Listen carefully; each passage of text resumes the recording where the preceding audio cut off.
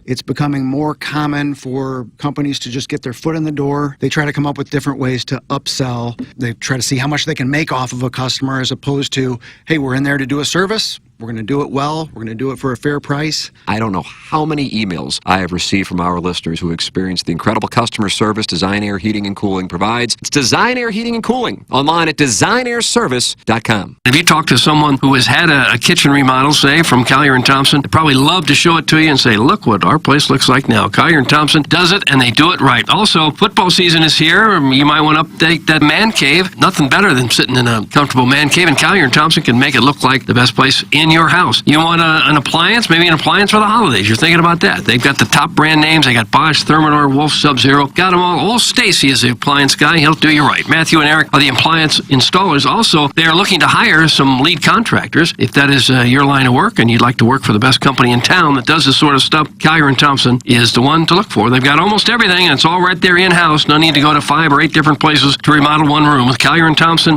the countertops, appliances, lighting, flooring, hardware, plumbing, electric, you name it, it is all right there in-house. They will take absolutely great care of you. Collier & Thompson on Manchester and Baldwin, next to Uncle Bill's Pancake House. Collier & Thompson, come home to quality, online at collierandthompson.com. This is Eric Conley, the founder of Illinois Recovery Center. At Illinois Recovery Center, our substance abuse treatment goes beyond mere recovery. It's about reclaiming lives filled with purpose, joy, and connection. Our dedicated facility is more than just a place of healing. It's a beacon of hope for individuals seeking to reintegrate into society and thrive in their work, family, and community roles. Our team is ready to help. If you or someone you know wants more information about the Illinois Recovery Center, please visit IllinoisRecoveryCenter.com. Why Brown and Crouppen? If you hire us, you're going to get great service, you're going to get a great result. We're the winningest, and quite frankly, we're the kindest. A strong voice, an advocate. Why Brown and Crouppen? We provide a family. We have the power, the resources, and the ability to do what you need us to do, which is to get every cent that you deserve for the terrible thing that was done to you. That's why Brown and Crouppen. The choice of a lawyer is important and shouldn't be based on an ad. Thinking about selling your home, but not thrilled about going public? Check out Compass's Private Exclusives with Jeff Lautman. With Private Exclusives, your home is shown to a select group of serious buyers. No public listing, no days on market, just real offers from real people. Their network connects you with top agents and qualified buyers, so your home gets the attention it deserves without all the fuss. Selling your home can be simple and stress-free with Compass Private Exclusives, because your home is special. Call Jeff Lautman, your Compass agent, today to find out more, or visit the Lautman Group online at JEFFLOTTMANN.com. Biggie's Restaurant and Bar has been a staple of the community for over 30 years and is serving your favorites like the steak sandwich, waffle fries, and so much more. It's not just the food that's rocking. With a full bar and patio, Biggie's is the perfect spot for lunch, dinner, and a little laughter. Biggie's original hours are back. Open 11 a.m. till midnight, Wednesday, Thursday, and Sunday. And 11 a.m. till 1 a.m. on Friday and Saturday. Check out the full menu at biggiesrestaurant.com and stop in today. TMA brings you the 3rd annual TMA Trivia Night, Friday, November 15th at Tim's alma mater, St. Gabe's, starting at 7:30. All kinds of trivia, including sports, entertainment, St. Louis-centric, TMA round thrown in there too. All hosted by the guys from TMA. Get single tickets, tables of 8, or anything in between. Tickets are on sale now and cost $50 a person. Portions of the proceeds will go to St. Gabe's. Ticket includes food from Heavy Smoke Barbecue, plus beer, canned cocktails, and seltzers from Show Me Beverages while supplies last. Please drink responsibly and feel free to bring your own food and beverages too. Find out more at TMASTL.com. KPN-TFM HD2, Collinsville, St. Louis. This is TMA All Day. Rise and shine, St. Louis. It's the Brown and Crouppen Morning After on KPN-TFM HD2, Collinsville, St. Louis. At the Morning After STL on YouTube and on TMASTL.com with Tim McKernan, Doug Vaughn, Iggy Strode, and Action Jackson. 7:07 in St. Louis. You're listening to TMA. It's presented to you by Brown and Crouppen. Welcome to the Munganess St. Louis Acura, Munganess Burkhardt Alton Toyota, 7 o'clock hour. Call in. I mean, a huge day for the phone lines. Collier and Thompson phone lines yesterday. 636-9004-TMA. Text in the Schaefer Door Company. Text inbox 314-881-TMA5 and email in for our Design Air Heating and Cooling email of the day. The morning after at InsideSTL.com. And Doug, you're probably in a good mood because the Blues went up to Toronto and beat the Leafs and Chief, Certainly did. who you always had a problem with, 5-1. Jordan Kyrou just buzzing around the ice, binner, chicken dinner. But you're probably more excited selfishly about the rain helping your fescue. Tall fescue. I'd like it to get a little taller than it is now. I mean, there's no fescue happening at all. I watered, nothing. Maybe this natural watering will help it. That grass seed has been out there for a week and a half now. I got nothing. I'll give you more seed. I pour a lot of seed on the ground. I water it. I look at it. What do I got? Seed. I look at it some more. I water more. What do I have? Seed. Can I get some grass up in this here? Please. I think they're magic beans. Well, it's grass seed. It's supposed to become grass. Yeah. I'll grip onto your seed, bro. Not this quick. Well, I want it soon. I plant sunflowers that take 6 months to grow. Well, that's not grass. Same thing. Seeds. Okay, well, I hope this rain. When was the last time we had a good rain? Gosh, it's been a while. September 27th. Has it been that long? Yes, because it rained on my birthday and a lot of people were mad at Yahweh. Oh, I can see that. Doug, they're not happy with this show in the YouTube chat. Oh, what? We do. Is it Mike Baker? I think that's exactly who it is. Great episode playing right now as the dais is asking Alpina questions about tattoos, even though we can't hear him. Makes for great radio. That's Mike Baker. Is that a retroactive of a decade holding them Retroactive accountable for the complaint. production staff? 10 years. You were in 6th grade? 10 years. 2014, I would have been a sophomore. Oh, okay. Yeah. Well, if you can't hear Alpina, what does it have to do with us? Maybe a junior. Maybe we didn't have him close enough to a microphone. Yeah, well, that would have been on us, probably. Well, it was a long time ago. You know, still upset by it. Still upset by a brief radio interview 10 years ago. We'll talk to Gino. He was working the equipment back then. Who is this Mike Baker, and why is he chirping? Mike, call in 636-9004 TMA. Collier and Thompson phone lines. Okay. Can Doug stand up? I'm trying to get an erection for the wife. Gosh. It's my total is that package. the recovering alcoholic? No, it's a total package. Okay. See, now that's vile. That's a It's shot just at your vile. wife. You can't- Why? He's trying to engage in coitus with his wife, and he's having a tough time, achieving erection, and he feels like if you stand up, he'll get there. How would that help, You're like Viagra personified. you think? That's For what I've gentlemen. That's what I've always said. Okay. Well, anybody. Well, I you know, guess- attraction doesn't Gentlemen are the only ones who doesn't take discriminate. Viagra. Chairman Stephen Wildwood on this controversial Alpina segment. Alpina answers in the Sinbad all day cannot be heard. So apparently there's a segment running in which Alpina is on, but his mic is not. I don't know what the hell they're doing in Philly, man. I don't either. How could that have happened? Bede. Where What's you up? can hear everything but one guy? I don't know how From that 10 would. years I don't ago. know how that would have worked. I like that Alpina. He's reached out to me before. Nice guy. Yeah, he's a delight. Real estate agent now, Doug. You want to Didn't talk he- about golf? Moving property. He didn't. I think he said he sold Pablo's house or got helped Pablo out with his Oh, crib. I think so, yeah. Shout out Oh, yeah, Alpina. he's a good guy. Mr. Siders, I guess, is at war with Harrison's brother Master. Doug, so many. Good for him. Now you're on Mr. Siders' side. Yeah, well- Anybody who is the enemy of Harrison's brother Master is your friend. I'm an opportunist, man. Hey, Harrison, I hope you like the taste of Kairou's sack. Oh, gosh. Harrison's brother Master, a lot of text when Jeremy Rutherford was in, presented by Mark Hanna on Wednesday. And he very critical of Kairou's performance so far. But alas, Doug, I mean, let's talk about Jordan Kyrou on that first goal. He had two helpers last night. And the first one was in particular Yeah. a thing of beauty. Yeah. Well, they're going to need him to step up with Thomas out. Tomer. Yeah. It's the first game that he's missed with the broken ankle, and they score 5 times. Holloway got a pair. That's encouraging. He's Toronto's played a good well, team. hasn't he? Holloway. Yeah, he's played well. Broberg's played well. Yeah. Mm-hmm. You call him Brosy? Brosy, the two guys they got from Edsy. And Bennington was outstanding. 40 saves, and the Blues blocked 23 shots. There was a lot of rubber in the air, gentlemen. A lot of rubber in the air. The segment when you dumbasses talk to Alpina, but we can't hear the other side of the convo is one of my favorite segments of all time. Peak TMA. This show Can we get is past so it? bad. Can we get Like that's past Brian this? Henson. So they're listening to that now when we're on live? No, this played. Dispensing a lot of great information. This Yeah. played immediately before the presentation. Oh, okay. Okay. We are so busy in rehearsals that oftentimes That's right. we don't hear what's played right before we're on the air. We're going through our lines and editing the scripts. Scripts. Working on blocking, making sure we're in the right spot. Yeah. Get to your marks. Rehearsing certain hot takes. Right. Preparing Just to get teases. to get the wording just right. You think anyone does that in radio? Scripts out a whole show. Yes. Most of a show, anyway? Yes. Yeah, most of it. Like, but not verbatim. They're not like. You'd be writing forever if you had to write out a 3-hour Unless you, show. yeah, unless you did like a 10-minute little show. Yeah. If you did a 3-hour show that you scripted entirely, I mean, I think you God. can really, give yourself a nice blueprint. Yeah. Okay. Maybe we ought to try that someday. Just read everything for 3 hours. We would never stop working. It would be get done with the show, start writing the script the next day. We could probably find a nice website and just read that. Not have to do any writing. Although that's probably what they do on those soap operas, right? Like just never stop writing. Those like Days of Our Lives. Yeah, probably. Like when you do thousands of episodes. And I think some of those lines are in the teleprompters too. Well, they're going prompter on the soap I operas? think some of it is, yeah.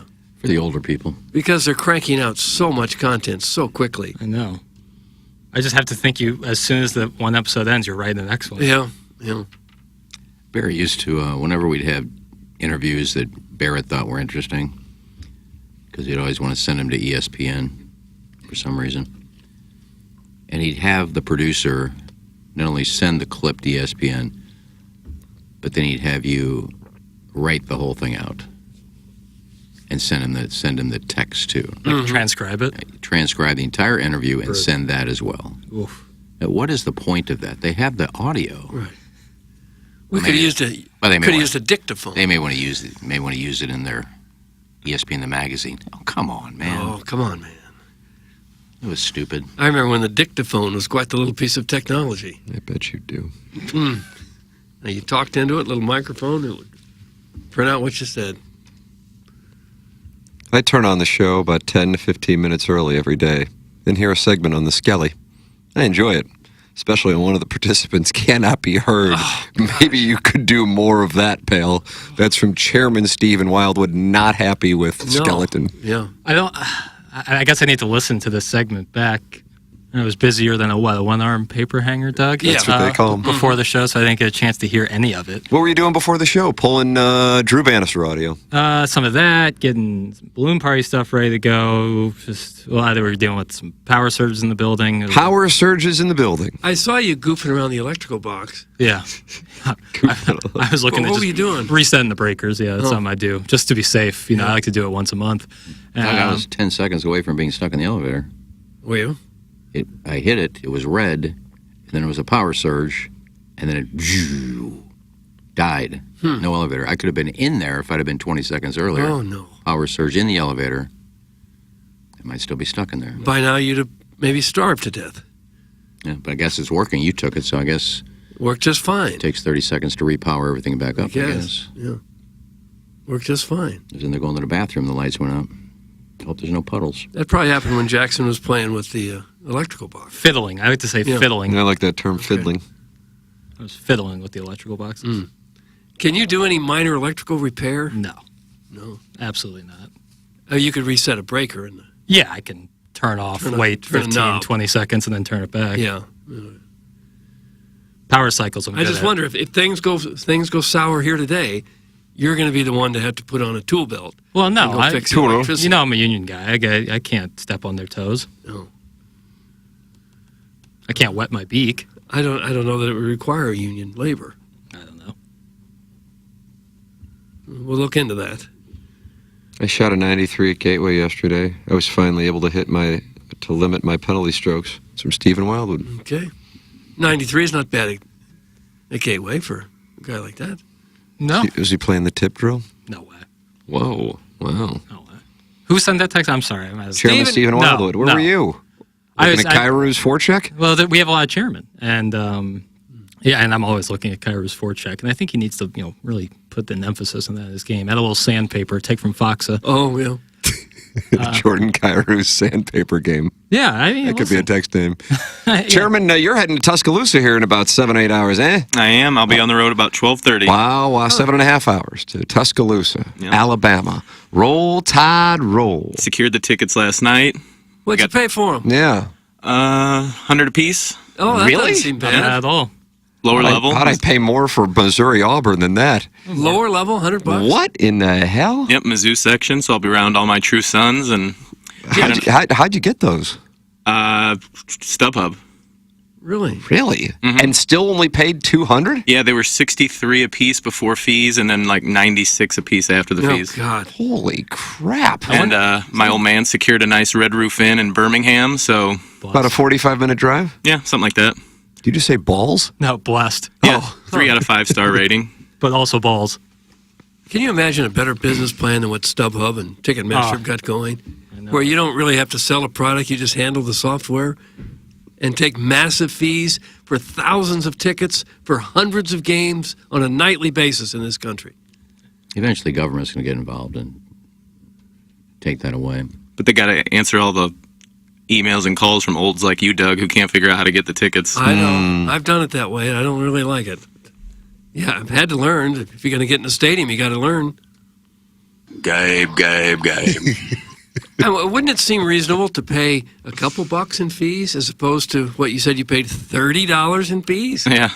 And I was looking at Airbnbs because I prefer that. How did that market change? Because we were looking at that about a month ago. I mean, there was really nothing in the Tuscaloosa area, but just in the outskirts a little bit. You know, you see something that's reasonably priced, and they throw in that cleaning fee and Airbnb service fee and taxes, and it doubles the price on you. Yeah. So I'll deal with I that. can't believe the tickets were that inexpensive. Yeah. Ooh, I just heard a flush. I That did flush too. brought to you by Schaefer Door Company. Iggy, could you hear the flush? Did not. Wow. I've never heard a flush. There it is.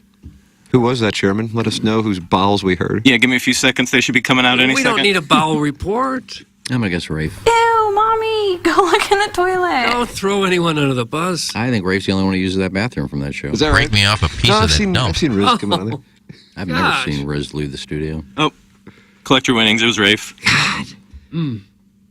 Hell of a constitution on that guy. Yeah, he's got a great prostate, huh? I don't know about his prostate. Aren't you glad none of the other stations report every time we go to the restroom? They don't get the honor of being right next to it. Yeah. This is what you Thank get. you. That's the right Okay. term, too, You know. the honor. Oceanside property over here.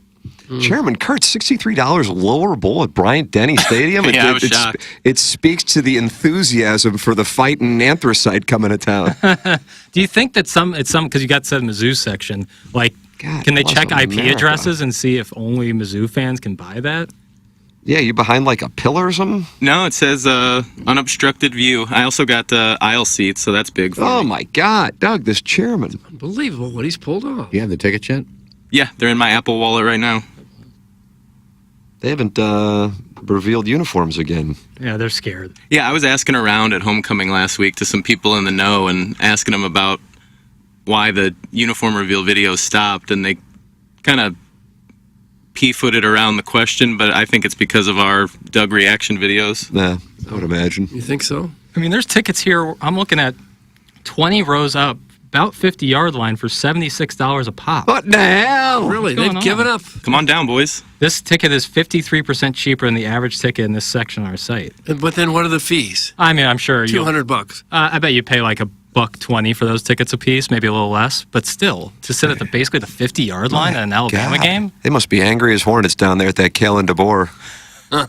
What if Drew Pinetime goes down and shuts down the Alabama hopes of the playoff? They'll have to walk back to Washington. They'll He will walk through the Continental Divide. They'll make him walk back to Seattle. How long would that take to walk from Alabama to You think like a Seattle, week? Washington? Week and a half? Yeah.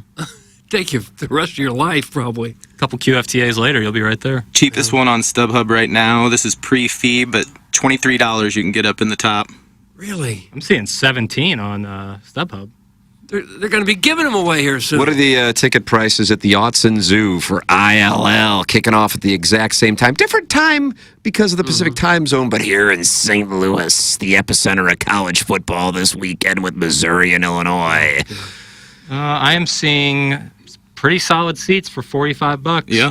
No respect for ILL either. That's bulletin board material for Brett Bielema and Lee Drinkwitz. That's a smaller stadium, too. At least wonder I what- think. I wonder what the Alabama thing, if maybe they have a bunch of fans who don't live in the Alabama area, and now that the team has gone sour, people are just not going to make the trip down there anymore, pay a lot of money to see their favorite team play. I think it's a direct slap in the face to the Missouri Tigers. Nice. Do you? Mr. Licks does as well. He says tickets are typically cheap when it's going to be a Trouts show. He thinks it's going to be a Trouts show. Could be. You're skating on thin ice, Licks. Oh, Your union is Jackson, fumbling. what do you think the Bumble situation will be down there in a college town like Tuscaloosa?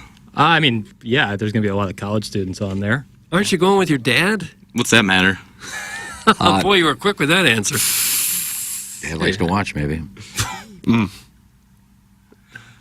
Everyone needs a wingman. Or you just put a tie on the door if your dad comes in. You don't come in the room.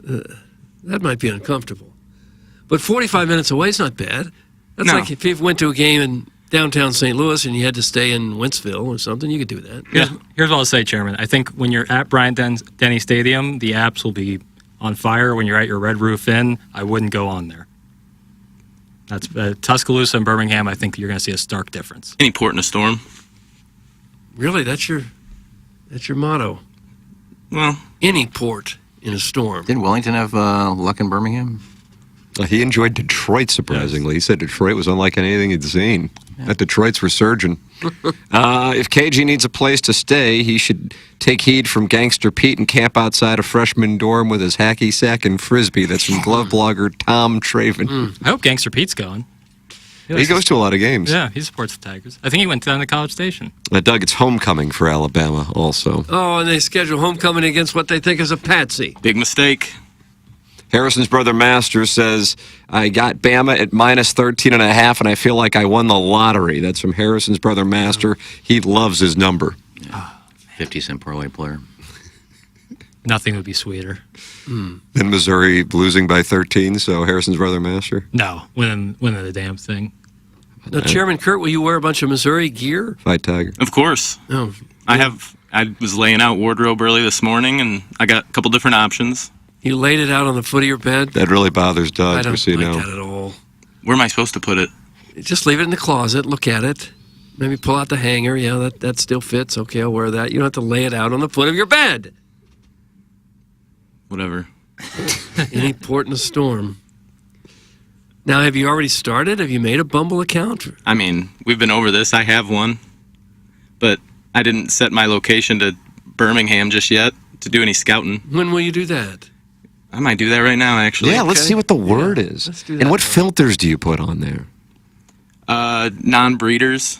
Non-breeders. By the way, the number is now at 17, Doug. And if you want to bet $100 on Missouri to win straight up, you'll be handsomely rewarded with $550. Okay. I figured out the math on what it would be to take Missouri money line and Illinois money line. Illinois, for the record, I got it at plus 850. I got Missouri at plus 525. Like I said, it's now plus 550. Bet $10 on it just for the S's and giggles, and I will win $583.75 on my $10 bet when Missouri shocks the world and ILL shocks the world. Okay. Woot woot! It's a good payoff if they should win. Woot woot! I'm gonna ride that. I'm gonna get in on that. I'm gonna throw 10 on that. Are you really? Yeah, have a little fun. Oh, yeah, good times. You know, Good times. if likely I'm just essentially lighting $10 on fire. But hey, if You they know do something about Brady Cook's ankle the rest of us don't know? No, I just think he'll play. I think he'll play, but If Drew he- Pine becomes a Missouri legend tomorrow. Well, he in would, yeah, if Tuscaloosa. he could pull that off. I think I could outrun Drew Pine. Oh. I think you might be able to. Well,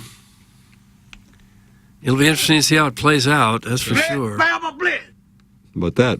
And it starts at 2:30, right? Yeah. Illinois, same game time. Yeah, Okay. double box. I had a date with a young bisexual gal last night. The entire night, she pointed out how hot women were in the bar. She seems to be a freak. Hashtag blessed. That's from Beer Cats. Boy, this guy is living the dream. Gosh, he is. He dates like Elvis.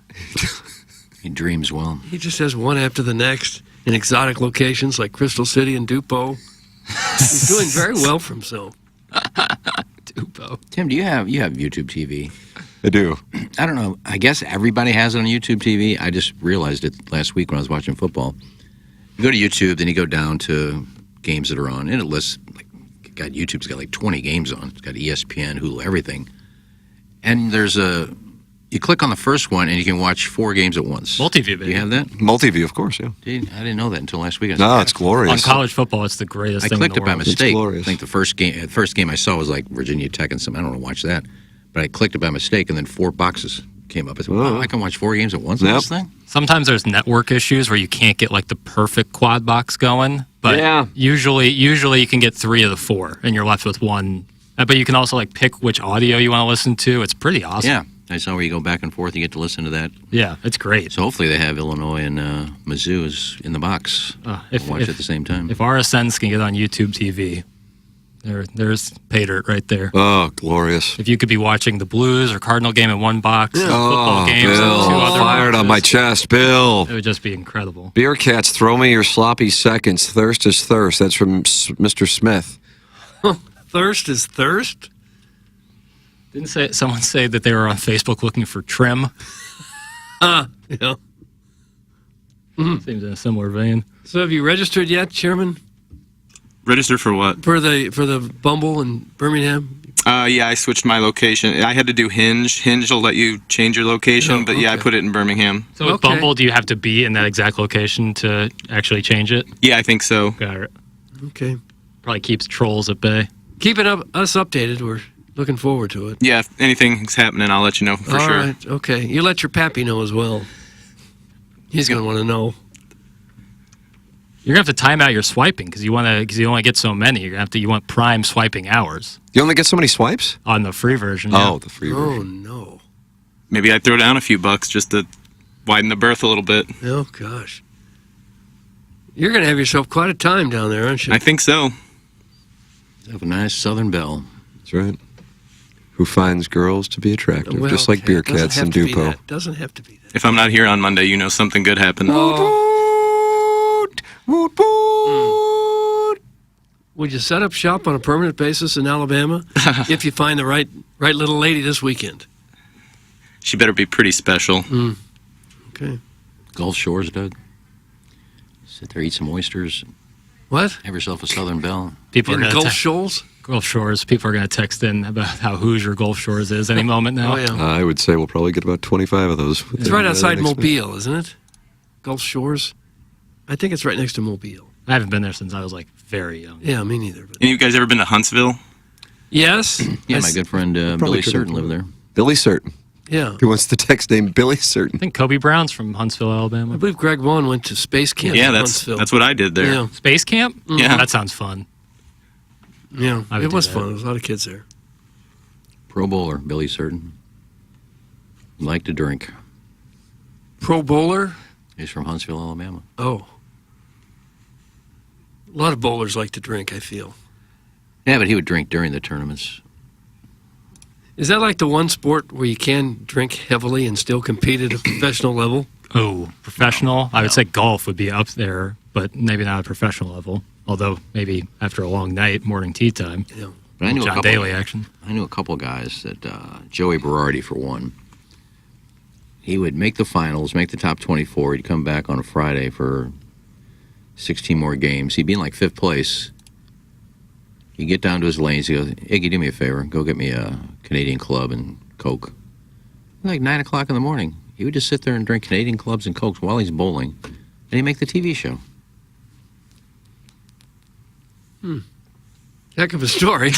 Well, you said, can you drink and... Yeah, I just wondered. I guess He bowling, did. I think, is the one sport. Isn't Canadian Club like rail whiskey? It's Canadian whiskey. Okay. You certainly wouldn't want to drink a lot and drive in NASCAR or Formula One. No. I don't believe they drive. No, I wouldn't think so. I guess you could. There's no cops out there, so they're not going to check you. I guess as a jockey, you could get drunk and ride a racehorse. I'd throw up. Yeah, certainly afterwards. Chairman, be careful wearing Mizzou apparel when you're on a date down there. They might think you're a masochist. Hashtag trout season. That's from Mr. Licks. What's a masochist? Like pain or like... Yeah, someone who loves. Yeah, that's bordering on kink shaming. Yeah. I want that. Mr. Licks has to feel good with Oklahoma coming to town. Yeah. I mean, we want to talk about reeling. Yeah. Welcome to the SEC. Yeah. Mr. Venables. How hot is his seat right now, Doug? Well, it's red hot. It's really weird. as an old-timer to see programs like Oklahoma and Nebraska just fall apart because they were so good for so long. I think Oklahoma will return to prominence much quicker than Nebraska because we're going on like a decade. Yeah, Nebraska it being might that about damn be good. done for Nebraska. Nebraska's longer than a decade, I think. Yeah, and I think that's why they got in the Big Ten over Mizzou is because the Big Ten thought it was a much better football brand. They thought it would help their football, and it hasn't at all. No, far from it. Because Nebraska doesn't really fit into the Big Ten, and certainly not better than Missouri would have. There's no longer who fits into what when you have No, but we're USC. going back a decade now. Yeah, sure. And Missouri still made more sense back then than Nebraska, except Nebraska had a much better football Did program. you see that Washington State and Oregon State are going to play twice? That's right. Next season. The Power 2. It's unbelievable. It's Mug and Ass, 7 o'clock hour, stlouisacura.com, altontoyota.com. Jamie Burkhardt, Peter Munganast. I describe them as diamonds, Doug. Diamonds, shine Diamonds bright in like the rough? diamonds. No, not in the rough, just diamonds, beautiful diamonds. Okay. And if you need to get a new car, or if you need to get a pre-owned car, if you need to buy a car, you need to lease a car, go to stlouisacura.com or altontoyota.com. Let's say you need a car repair. Let's say you need maintenance. You didn't even get your car from Munganast, St. Louis Acura, Munganast, Burkhardt, Alton Toyota. No problem. Just go to stlouisacura.com or altontoyota.com. Plus, they set up a number to text them or call them for our listeners, and that number is 314-252-0029. It's Munganast, St. Louis Acura, Munganast, Burkhardt, Alton Toyota. Doug, we've got a title sponsor on this show, and the title sponsor is Brown and Crouppen. That's who it is, and they are there to help you if you need justice. If you may have a potential personal injury case, Brown and Crouppen is the local law firm here to serve you. And I underscore local because you see a lot of people advertising on TV, national guys who want to come in and tell you what the story is in St. Louis. Well, Brown and Crouppen was founded here in St. Louis back in 1979. Been around forever. They know how the local courts work. They know all the ins and outs. They know the other lawyers, and they know the judges, and they know how things work in St. Louis.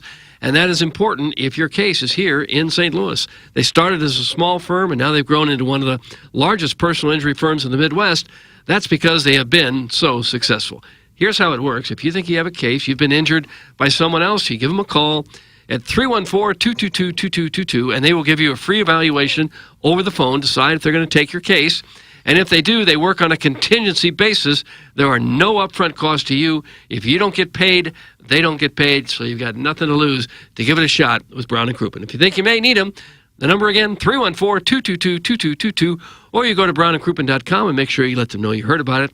Here on TMA, the choice of a lawyer is an important decision and should not be based solely on advertising. Past results are no guarantee of future results, and every case is different and must be judged on its own accord. Design Air Heating and Cooling, online at designairservice.com, sponsor of our email of the day and the official HVAC provider of TMA. Doug's a client, Iggy's a client, I'm a client as well. And a lot of people buzzing about this Design Air Heating and Cooling email of the month standings. It looked like a two-horse race, Doug. Buck Swope and the JV golf coach both went into the week with 5 wins apiece, and they might exit the week in a tie with the ghost of Gangster Pete's hat.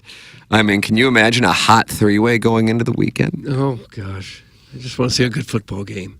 Design Air Heating and Cooling, online at designairservice.com. I was surprised by the rain. If it wouldn't have been for you saying there might be some rain in the forecast for Friday morning.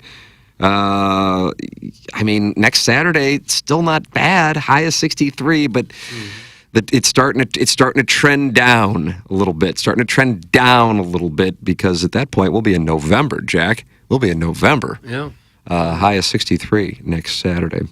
And the Hawk looks like it's going to be up on Tuesday and Wednesday, so you're going to have to hit the ball a little lower with more of a, maybe set it back in your stance a bit and just kind of hit one of those tiger stingers you like to hit. I just want to hit it solidly. At low, high, I don't care. If I just hit it solidly, I'm happy. Well, you don't want to hit it high into the Hawk. If I hit it well and it's high and I lose 30 yards distance, I'm okay with that. I didn't whiff it. I didn't hit it do right, do left. I like that. I like do right. I don't like that. I also like how you putt with the glove on. It's your style, and I like it. It's so much trouble to take the glove on and off all day long. You think it's really going to affect my putting if I take the glove off? Your stroke is so good. Well, how would you describe your putting skills at the moment? Horrendous. Well, maybe. I take the glove off, horrendous. It doesn't matter. It's consistent then. Yeah. DesignAirService.com. Thank you, Seth Goldcamp. Design Air Heating and Cooling online at DesignAirService.com. It is the Munganess St. Louis Acura, Munganess Burkhardt Alton Toyota 7 o'clock hour here on TMA. Get involved on the program. Callier and Thompson phone line 636-9004 TMA. You can also text into the Schaefer Door Company text inbox 314-881 TMA5 and email in for the Design Air Heating and Cooling email of the day. Canadian Club is a step up from rail, not a giant step, but a step. Canadian Mist is a rot gut, like rich and rare. My fall from the top to rock bottom was when I went from Crown to VO to Canadian Club to plastic jugs of rich and rare. Shots of Rumples, cut blow, and sex with very skinny ice heads. Some ass eating probably involved as well. Doug, that's from the recovering alcoholic from Belleville and Webster Grove. It had to be. So you can tell the quality of the rot gut by the packaging? So like I remember there would be like dollar shots at some bars in Columbia, and like my buddy was like, "We have to get whiskey, and it was something like Who was that. that, in a oatmeal plastic probably? bottle. He's got a real problem. No, oatmeal did like the Rumplemans though. But we took it, and I think I would have rather drinking straight gasoline. Like it was warm, tastes like. warm rail whiskey. It tasted like the worst thing I've ever put in my mouth. I almost threw up right on the bar. Yeah. It's hard for me to believe that people actually enjoy the taste. I can see where it's a macho thing. Look at me, I'm drinking whiskey. You're a lightweight if you're drinking beer. I understand You that. get yelled at for being a lightweight if you're drinking beer? Yeah, Really? by a whiskey drinker. Yeah, you don't know good alcohol. This is whiskey, and man, it's great. It isn't. It's horrible. It's horrendous. But it's a macho thing. Yeah, like Really? So I'm a bitch ass for when I enjoy a beer? Yeah. Oh yeah. if I'm drinking hard, I'm drinking tequila. Lager tequila preferably, but like that at least has like I like the flavor with a lime. Whiskey, I've tried a bunch of different variations. It tastes just awful. No, it's terrible. If you drink it with something, yeah. Like if you have, well, this is a great bourbon, and then I'll have a bourbon and water. I mean, if you can do that, get a rail. But a good scotch, like a Glenfiddich or a Macallan, just straight. No, it's all horrible. With some ice, but just horrendous. you don't dilute it with any water or club soda or anything. But You want a good drink? Try Diet Coke. don't tell me what to drink just because you don't drink. Diet Coke. Now that's drinking. I very rarely drink. Mountain Dew. Yeah. Arnold Palmer. I will say I hate the taste of bourbon. I really don't like bourbon. But Pappy Van Winkle, that I enjoyed. The guy who gave it to me was a neighbor of my niece's. He said, "No, this is like, I don't know what it was, $700 a bottle, this one he had." He said, "Just one ice cube in there and just sip." And I did. And Nicki Minaj mixed Fusion Moscato. That would be even better. And I enjoyed it, but it wasn't, I'm not a bourbon guy. I hate bourbon. But there was terrible. something about this that was kind of smooth. No, gosh. No, I don't need any of that in my life.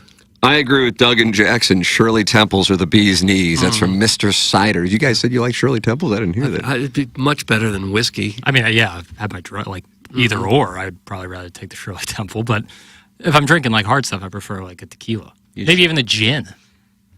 Use cherry juice or grenadine? What would you prefer in your Shirley Temple? I don't need either. I don't need either. I don't. But I know it's definitely a macho thing where you're going to get shamed if you're not drinking the hardest stuff because it's so cool to get really drunk. Yeah, I think you're mixing them up. I mean, people that enjoy bourbon aren't doing it to get drunk. They enjoy the taste of bourbon, like these bourbon and cigar things they go to have a nice thing of bourbon and a nice cigar. They're not doing it to get drunk. They like the taste of certain bourbons. Yeah, maybe. And those guys, the ones that are getting drunk, aren't shaming you for not liking their bourbon. They're just Yeah, drunks. they usually are. Bourbon guy's insufferable. Taste my taint. That's in the Grant's Farm Gorilla. I mean, if you like what you like, I'm not going to judge you. But if you hand me a glass, I'm just going to politely say no, thank you, and prefer something else. I But think if you I'm- like bourbon or scotch, whatever your taste is, brown liquor in general, enjoy it. I just think a lot of it is a look at me thing. Aren't I cool drinking bourbon, I don't smoking know. a cigar? I don't know about that. who really I think you likes probably that? just want to get there a little quicker. That's all. Yeah, my buddy, one of my buddies says like he's like Private Citizen Pete. Exactly. He's like all booze tastes bad, so drink the booze that gets you there quickest. What's the point of that? Well, if you're drinking to drink, like actually get drunk, like just get there the quickest. And I don't disagree with his logic. Me and my Boss Babes housewife group love some Long Island iced teas to chase down our Xanax Skittles. Oh, That's from glove blogger Tom Draper. That'll get you drunk. Well, I just hate being drunk, so I guess maybe that's why I feel the way I do. I think we're going to take this clip of you saying bourbon snobs are the worst and just look at me and send it to Jamie Rivers. Because Jamie, I think, belongs to a club that tastes bourbon and smokes cigars. No, that's fine. whole Like, if club- that's what they do. Like, Yes, but Okay. Doug's saying everybody drinks bourbon. Just look at me. Drunk. Yeah, there might be something to that. I just can't believe, as horrible as it tastes, I can't believe anyone really likes it. Well, it tastes horrible to you. Mm-hmm. You like Arnold Palmer's. Oh, sure. Some people don't like Arnold Palmer's. Probably can't believe you drink it. I'll judge you. Whiskey is trash, and the bourbon hardos who bid on bottles like they're some Scotty Cameron are the biggest nerds on the planet. That's from Tervis Parish. Okay. Well, some people like things, and some people don't like other things. Tim Burkhart would disagree with you. Tim Burkhart actually texted him. You know him from Milagro Tequila, and he says, please tell Doug that some people like some things. Yeah, and some people don't like other things. I know. And I'm sure it's an acquired taste, and I never acquired it. Why don't we just drink some whiskey here? I don't think I should do that. All right, then get the Milagro Tequila. Yeah, we have some out there. Yeah, just let's take we the do. edge off. It's right there. Yeah, All right. chase it down with the backflip there. Okay. And a bottle of Budweiser. Boy, we got some booze in here, don't we? Well, we Anti-brew. do. Just Yeah. right over- I just have never acquired the taste. Carlos Spicy Winter has issued an analysis. Okay. Craft beer and bourbon guy are one and the same. And at the end of the day, it's just booze they're drinking as a form of fats and sads escapism. It's from Carlos Spicy Winters, and he did an analysis, like at a clinic. I mean, it's case by case, but I like craft beer a lot, but I don't like bourbon. Well, some people just enjoy being drunk. A lot of people do. Sure. I can't stand that feeling. I Really can't remember stand last it. time I got drunk. But I enjoy a glass of wine, a nice Cabernet, and I enjoy scotch. But I don't drink it to get drunk, so I can't remember last time I was drunk. I was drunk at homecoming, but that's just because I was drinking all day, about 11 to 10. And I don't really think I was drunk, like crazy drunk, but it just got to a point. I think I yelled out something about one of my wife's friends who wears a butt plug. And she goes, "Oh, now I know you're drunk because you're starting to annoy me." Yeah. And I go, "Oh, baby She could girl." tell. I go, "Baby girl." That's what I said. That's my Did move. that fix everything? That she just melted. Okay. Probably a little tipsy when the couple came over on the patio. Other than that, I can't remember last time I was drunk. Get ready. Here comes a butt plug. Oh, no. You say the couple came over on the patio. Who was that? I had a few scotch that night, so I was I wasn't drunk. Where I was How long staggering. ago was this? 3 years ago. Okay. Guys, the true craft beer guy is the most insufferable person on the planet. That's in Big Worm. The most insufferable person is the true craft beer guy? I just disagree. Who is the most insufferable person on the planet? Wow. That's a tough one. I'll have to think on that one. I just don't think it's craft beer guy. Are the craft beers really that much better than? Well, it's just like it the depends on what type Budweiser of and beer Bud you Light? like. And here we go. But like I like IPAs or APAs and craft beer. That's like a big specialty of craft beer makers. Is our little beer considered a craft beer? Yeah. Well, then I like craft beer. Hell yeah. All right. And some people do show off at certain things. Like before you got Yingling here, people would always post their, just got back, brought home the good stuff. Look, I got Yingling. You can't get it here, but we got it. Remember in our high school days, it was Coors. Coors, yeah. Couldn't get Coors in St. Louis. So if you went to Colorado and brought back Coors, man, you were really cool. You could get you were getting some You man. were really cool. You could get it Yeah. in Kansas City. So we'd have people to go up to Kansas City and get a couple cases and bring it back, and we go to parties with, got our Coors. Like it was that much different. Boy, that's bitchin'. Where'd you get that? Yeah. Well, I never really got into that. The Loomster says the guy who hates craft beer guy has become more insufferable than craft beer guy. Oh, this is now we're going to. This is too many layers. 3D chess is going on. I think there is like a little bit of like a standard take. It's like craft beer guy with the mustache and the beanie pulled up halfway to his head. But I just think some people just enjoy different kinds of beers. Yeah. Jackson's an IPA guy. Shocker. Why don't you drink a Busch Light like a man's man? That's from Mr. Licks. It's a real situation thing for me. Like on the golf course, love something like a Busch Light, Bud Select, Mick Ultra, lighter, easier to drink like that. With something like a meal, like if I'm eating something, what we have like with Banty Brew with like a Belgian wit or wheat beer, I really like. And then if I'm just like having fun with some friends at a bar at night, I like an IPA. Now, what makes a beer an IPA? India Pale Ale. It's made with different hops. It's more bitter than anything. Different hops. Fruits usually included too. Huh. They're in a war right now in the YouTube chat, Doug, 230 people. Didn't mean to start this. John Cusick said the worst guy is cycling guy. They have no qualms about hoarding an entire lane of traffic on a 2-lane road with no shoulder during rush hour.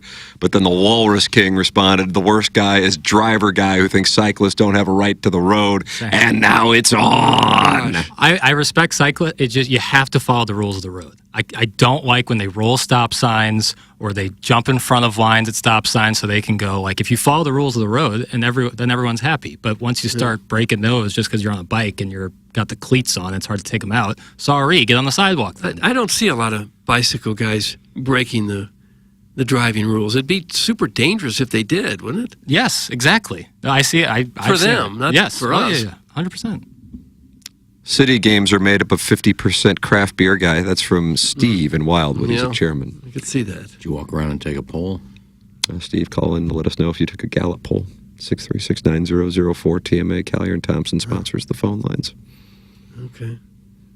Hey, both these effing guys suck. Thanks, Ray King. And he's married to a beautiful bearded gentleman. Looks like Gareth. Does look a little like Gareth.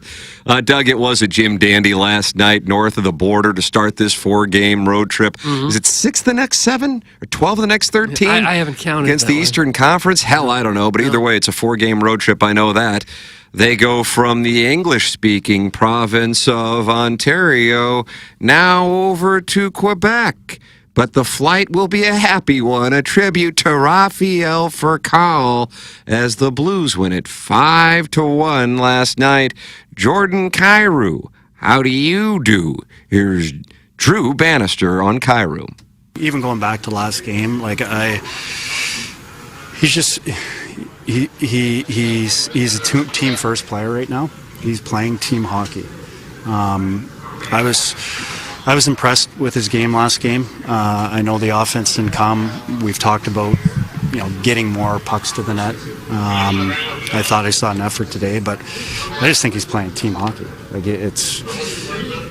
He wants to win hockey games, and he's doing whatever it takes right now to win hockey games. For the skill players, it's easy to get away from what the team wants to do and playing a North game and really dumbing it down.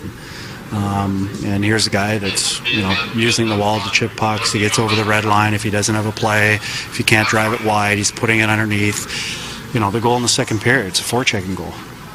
They get 2 guys, him and Bucci, forecheck, turnover, it's in the back of the net. They're doing things the right way. And it's winning hockey. Doug, Jordan Kyrou on the forecheck. How do you do? I'm fine. Pair of apples. I'm surprised. Pair of apples. How about that? Listen to this. Okay.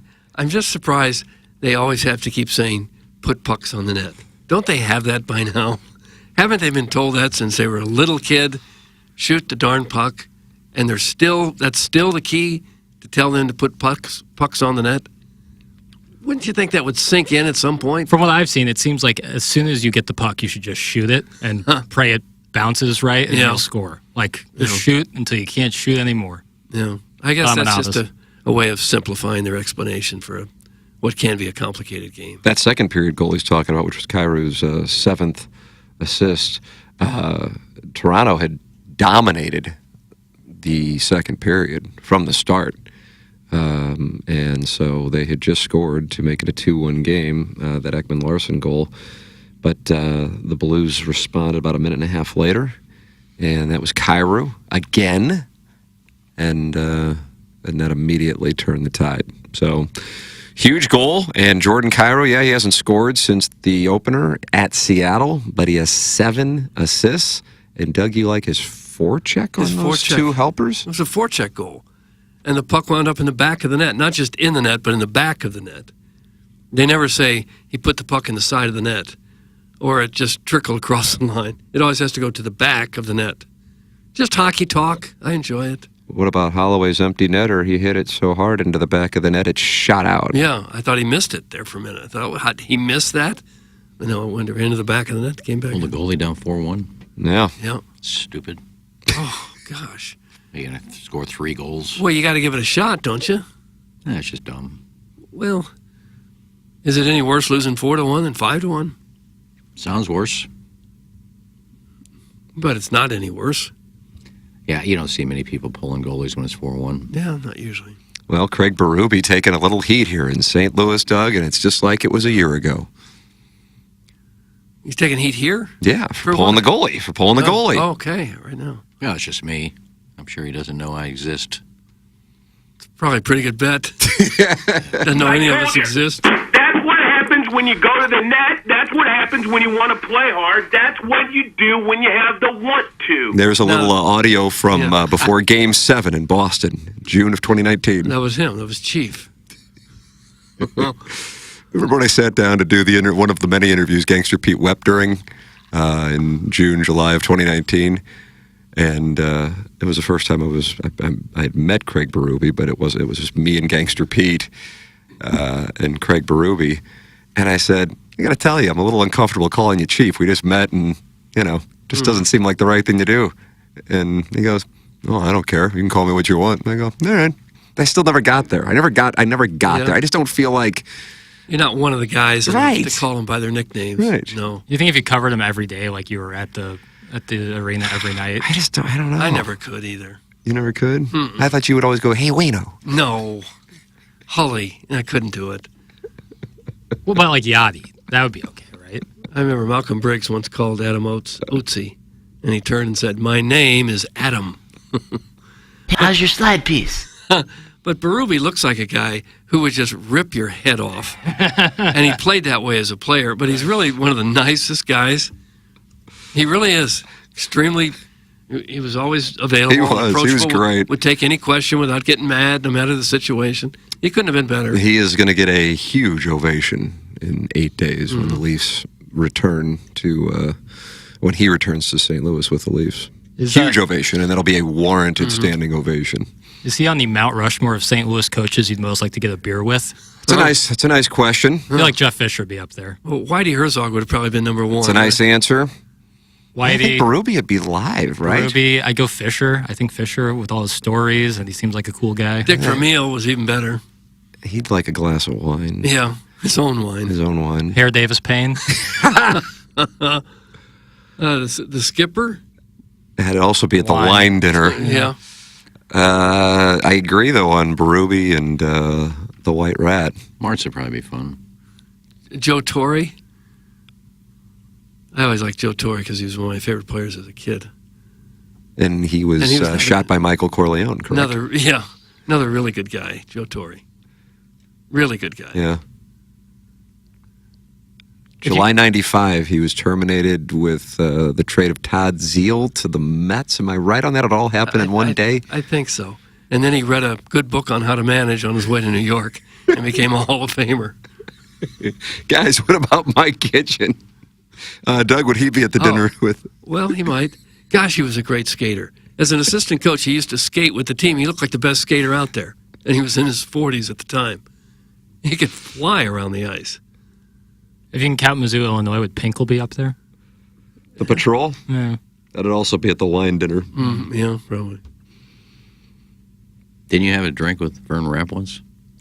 No, I wasn't around when Vern Rapp was the manager here. Red Cheney's was a good old boy. Yeah, he'd be up there. Yeah, small town St. Louis area guy. Jim Hanifin. Somebody texted that, and that's a nice play. There you go. Yeah. He was a regular at Charco House. Jim Hanifin was. Yeah, he'd always go see my dad, usually on Fridays, and sit at the end of the bar. He and your dad were tight. Old Court. Yeah. What about Andy Reid, guys? That's from Mr. Big Cream. Yeah, I guess. Coach at Mizzou. Assistant there, right? That doesn't count. No. Quinn Snyder. Again, you said Mizzou doesn't count. That'd be a Well, late night you said dinner. Probably nobody eating, though. Yeah, you said assistant coach. He wasn't. It didn't count. wonder It's you don't have the balls to answer whether or not you think Jeff Fisher should come back or not. Rick Majerus. That's from Swayze Possible Burner. Doug, we got to go to Adriana's with Rick Majerus. You sure did. I think we have our group. We have Majerus, we have Whitey, we have Hannafin, and who was the other one? Berube. Berube, yeah. That's probably our group. That's a nice group. Yeah. That's a nice group. And if a brawl breaks out, we're in good shape. I'd say. Good stories. Stories left and right from those guys. Yeah. Tim, who was the coach who cut you? Invite him and berate him. That's from Manute Bowl eligible. Yeah. Well, there's a lot of invitations that would have to go out because there were a number of coaches who just didn't see the talent, Doug, that you have seen. Yeah, it was politics. Thank you for saying It's it. all politics. Thank you. A lot of those coaches have deep regrets to this day. Exactly. You just miss some kids sometimes in high school. You know, they haven't grown, they haven't reached their full potential, and you just miss kids. That's correct. And you have to cut after just a week of tryouts or so, and you're certainly a victim of that. Politics. That's exactly right. Good for you. Uh-huh. St. Louis U High wins the 1991 state championship if Gary Kornfeld sees me as a sophomore who can help that squad. Right. He didn't. I don't know what you would have done. Yeah, you could have held a place kick, maybe. Hold on a second. I don't like where this is going. You wanted to be a little jitterbugging scatback. That's right. Yeah. Did your measurables improve from freshman year to sophomore year? I think I graduated at 5'2". It's always the trigger. But Doug, I just want to play football. This is going to give me a couple minutes to look at Ella Reese's Instagram. How much muscle did you put on that 5'2" frame? Muscle hamster. Who is the muscle hamster? Is it a guy for the So is that Chairman? back, Doug Martin, right? Oh, wow. That is an good call, obscure Chairman. one. Yeah, that's what his nickname was. He was a little muscle hamster. That's what I was at 5'2", 100 pounds. Big in fantasy for a couple of years. Huge. Aaron Foster years. How a coach could overlook Thank you. a 5'2", 100-pound Take that, Gary Kornfeld. I think the insurance might have, if You think they that's let what him it on was? if they let you on the team, insurance might have stepped in and been like, I don't know if we can. I think we're too exposed here. I think I was smaller than that. If he'd given you a chance, you could have lugged the mail. Thank you. Had a running back by the name of Jesse Motown Moten. It's a good nickname. And he was taking handoffs from Steve Schnurr, who would quarterback Northwestern in the Rose Bowl 3 years later against USC, and throwing to Jason Dulick, who would, I think, break some receiving records at Illinois. So basically, Kornfeld didn't know what he was doing. Scott Pfeiffer, who would play at Tennessee. So you kind of think about if Kornfeld didn't make that mistake, would I have played in a Rose Bowl? Think about that. At Northwestern, you could have still pursued journalism. Yeah, at the Medill School. Yeah. Think of where you'd be now. Probably missing a leg. There's never been a 5'2", 100-pound football player in the Rose Bowl. Maybe on one of the floats. What was Rudy's measurables? Sean Astin. Yeah. I think he was a little bigger than the guy who played his role in the movie. You know what? It was one of the. So that film, which for, I guess, both Notre Dame fans and just sports fans alike, is a signature sports movie. My understanding is that they carried him off the field in kind of a mockery. Oh, yeah. Yeah. And that he wasn't necessarily as well-liked / respected as the film portrays. Yeah, quite possible. And the carrying him off the field was actually like, okay. Hollywood license there. Right. And Dan Devine was mad, too, because he was portrayed as the bad guy. Anybody else star in that film that went, John Favreau and Vince Vaughn, who would then later go on to pair in Swingers and Maid and Couples Retreat and Nurse. And Ned Beatty was in that. Yeah, and he was sodomized up against the stadium, right? Isn't that the high horse? No, that was a different movie. Late period. He couldn't get tickets to see his son play, and he said, I'll give you this hole. No, and that's how he and his family got in. Watch the movie, ass. It got edited out. I'll give you the whole for a ticket. It got edited out. Maybe that's how Chairman got good rates down in Tuscaloosa. I don't understand how he got in for less than I paid to go to the Auburn game. You serving whole, Chairman? Serving whole. No comment. Nice, I respect that. Well, let's do a Rudy movie with Tim. Thank you. We can just say he made the squad. Right. We can say that 5'2", everybody's teams. Put him in, Cornfeld. Put him in. I like where you're going with Rudy this. at you high. Schnurr lays the jersey down. Here comes Dulick. Here comes Pfeiffer. Call it Sluty. Oh, Sluty. Oh, I like that. Catches a touchdown pass. He's carried off the field. Yep. Cornfeld's pissed off. Yep. Who can play your father, giving up his hole for a ticket? Oh, you mother effer.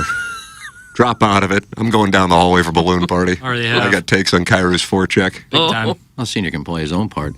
Yep. Timmy, get out of there. I told him not to put you. Come on. doing playing football? Your dad's Martin Sheen all day. Yeah, that's a nice play. Yeah. All day. Nice play. Martin Sheen all day. Yeah, I remember the freshman coach Doug. That was Matt Shudo. You remember Matt Shudo? I don't.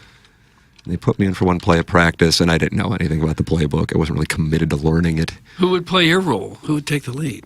Gary Coleman? Gary Coleman? Billy Barty's not alive anymore. Mickey Gary Carroll. Coleman is dead. Manuel Lewis is still with us, though, isn't he? Danny DeVito's still around. Yeah, he could be a nice little jitterbugging scat back. He does those Jersey Mike's commercials. But other than that, I makes a fortune on that.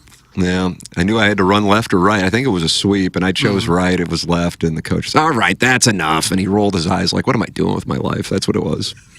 It'd have to be Tom Cruise. You're about the same height. Nice. Yeah, I gotta wear a little toupee, I guess. That'll look good, though. Well, I think it's got some legs. I think we talked to Joey in videography, and we get this done. I think we could. Make a feature film for us. If you just stuck it out. Well, you didn't stick cut. it out. You were cut. Cut, If they right. just hadn't cut you, Yeah. that's the title of the movie. Yeah, me and a kid named Mike Sedke. We were the Sedke only two got it cut. too, huh? Yeah, What, just alarming. You have a club foot or something? I remember going, boy, what is this guy doing out here? And then when they posed the roster and it was just me and him, I was on a moment of awareness.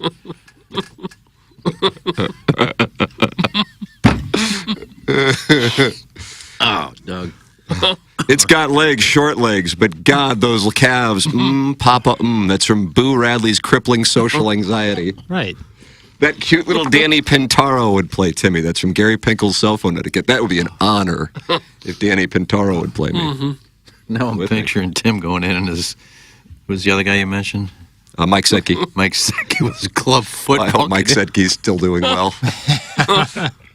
I don't think he finished his tenure at the University High School, if memory serves. Although, if he did, that makes it even more awkward. Was it like the scene in Animal House where they took the possible freshman recruits and set them on the couch away from the rest of the party? With the little beanies? Yeah, sit next to Jugnish. Tim, had Cornfeld not cut you, you would have had that walk-off fielder's choice. You wouldn't have had that walk-off fielder's choice at Cardinals Fantasy Camp. That's some Dogtown Esther. Oh, that's Think right. about that. Yeah, it would have never happened. Think about that. Beat out the throw from the 68-year-old chiropractor from Columbia, Illinois. Was that the biggest moment of your athletic career? I would think so. You ever win a game in a fantasy camp beating out a throw from a 68-year-old chiropractor? No, I couldn't beat out a throw. With my vertigo?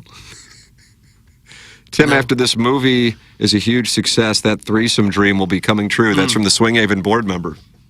Nice. Well, that'll be part of the movie, too. Yeah. Afterwards, you're... Well, they'll show later on in his life, Later Tim on in his McKernan life. had a gentleman masturbate at the foot of his bed in his office chair. That'll be like in the font. They won't show it. We don't want the NC-17 rating. We don't. Well, they won't show it. They'll just say, what happened? Okay. What happened to all these guys? Schnurr went on to win a Rose Bowl. Dulick set records at Illinois, Pfeiffer, Tennessee. Yeah. McKernan got an HD2 and low-powered AM radio and had a gentleman masturbate at the foot of his bed during a threesome. Yeah, all in the coda. Yeah, that's it. In the coda. You like that? In the I coda. don't mind it, I guess. I like where this film's going. I wonder if we can put this thing together. It's got a lot of layers. Yeah, we just need a screenplay. And we can ad-lib everything. Yeah. Guys, Charles S. Dutton's character of Rock was the best in Rudy. That's from Bomb Scon Scoobyan. That was not a real character either. The Charles S. Dutton character. Watch this, slow clip. Okay. Great meme. He did not exist, but he was created as a representation of those who told Rudy he couldn't do it. Was that the guy who worked at the stadium or something? That's right. Fortune. Fortune, yeah, nice. Rudy, good or bad? Good. But you hear the pitch? You hear the pitch change? Yeah, he you pick up on wasn't sure that? about it. Watch this. I call. it's in the same vein as Field of Dreams, where it's just Oh, Jackson's about to crap on Field of Dreams. This did not play well on Balloon Party. it's sap core. You know, it's all Sap core. you know, it's playing on the emotion, but it's such a classic that it can't be Right. anything but good. Same with Field of Dreams. Is it entertaining? That's the question. Yeah. And both, you'd have to say a big yes to both. Right. I just never have the urge to rewatch Rudy. Rudy you know? wasn't exactly a documentary. Whereas if Major League is on at any point, I'm going to watch at least 10, 15 minutes of it. Yeah. So See, I there's- never liked it. And I had a host that I used to work with who loved it. And we were talking one day, and I said, "This is the worst movie ever. It sucked." He called me an a-hole and told me to get out of the studio. Oh, no. Who told you that? I'm not going to give a name, just somebody I used to work with. No. I said, it's sappy. Which one are we talking about, Rudy or Field of Rudy. Dreams?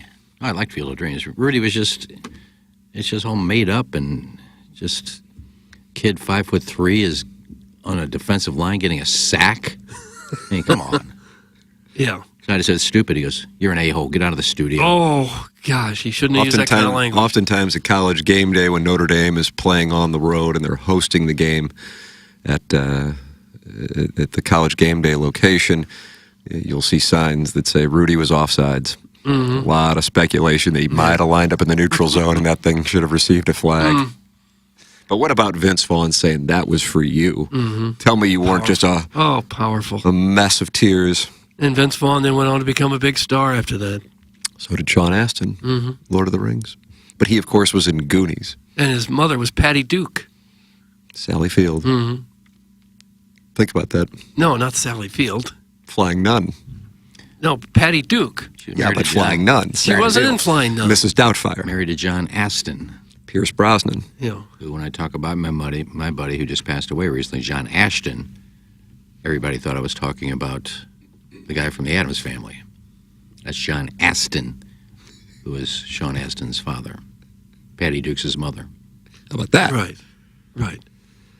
I remember the Patty Duke show. I didn't care for it. She played two different people. Only got paid for one person, too. Yeah.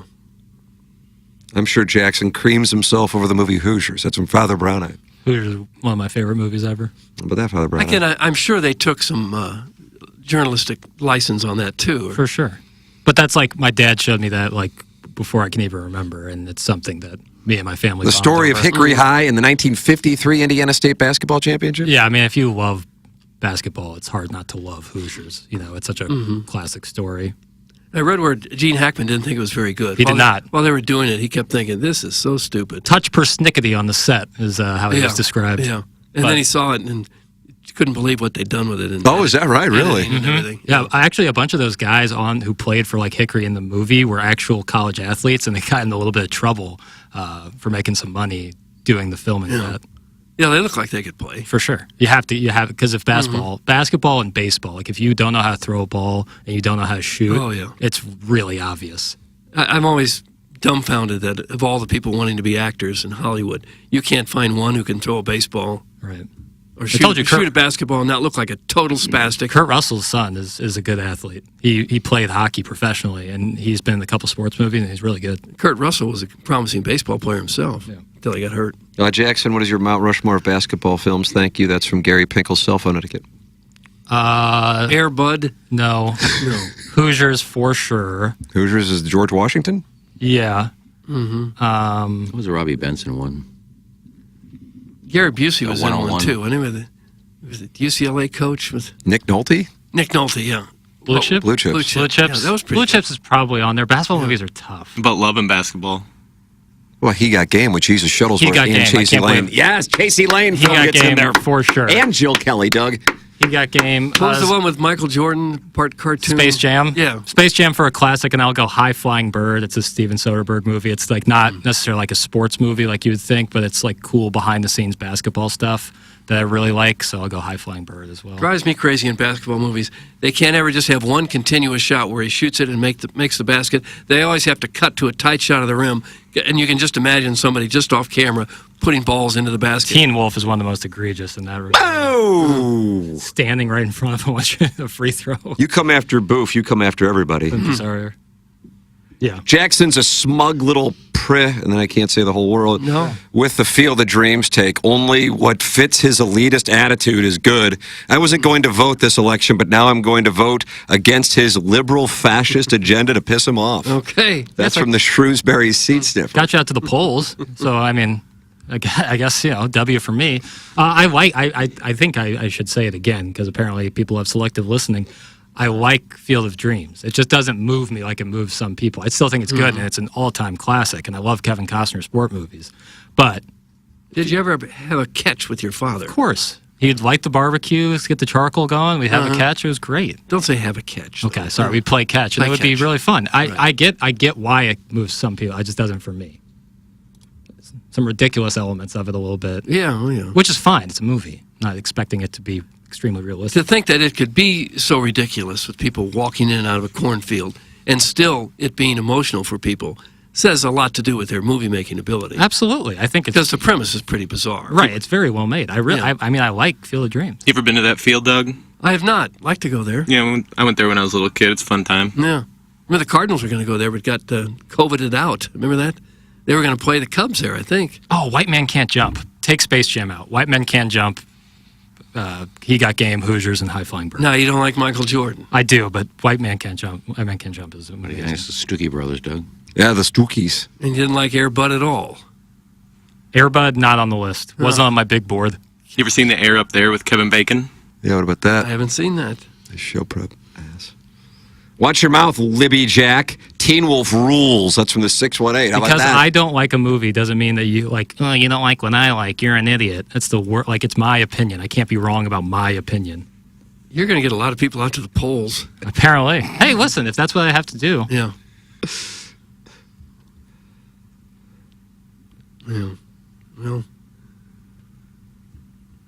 Just let it breathe. Okay. Oh, Hustle's up there, too. Man, more than I thought. Hustle and Flow? Hustle was the Adam Sandler movie. So what was the Mount Rushmore? Bunch of What's the Manning. final Yeah, we have Mount 30 Rushmore? things on Mount Rushmore. My one I just said is, but Hustle is others receiving votes. Same as Space Jam. Hustle and Flow was young Tara Manning as a prostitute, wasn't it? Doug? I don't know. I didn't see the film or the picture. That was a moving picture, wasn't it? I think so, yeah. Okay. Somebody just sent in a meme of what looks like Tom Hank at the end of Castaway, where he's deciding which direction to go. You remember that, Doug? Do you remember that? Do you remember that, Jackson? Yeah. Is that what? The FedEx package, Tom Hank, end of the film. Right. And there's all those, the roads. Yeah. And it says, being a single guy over 30. And it shows the choice to the left, you're a stepdad. Choice to the right, fat girls. Oh. Is that it? Is that Why would accurate? it be fat girls? Is that Why is that the only accurate? choice? Sherman, I mean, that's kind of where you are. Is that accurate? I might choose the straight path and just go single forever. Single forever. Well, is that the path you're on now? No, he's going to Tuscaloosa. But that doesn't have anything to do with him being single He's forever. going to meet the love of his life. She's going to be singing Dixieland Delight tomorrow with Okay. Tied Down by 21. And you would move down there, away from us?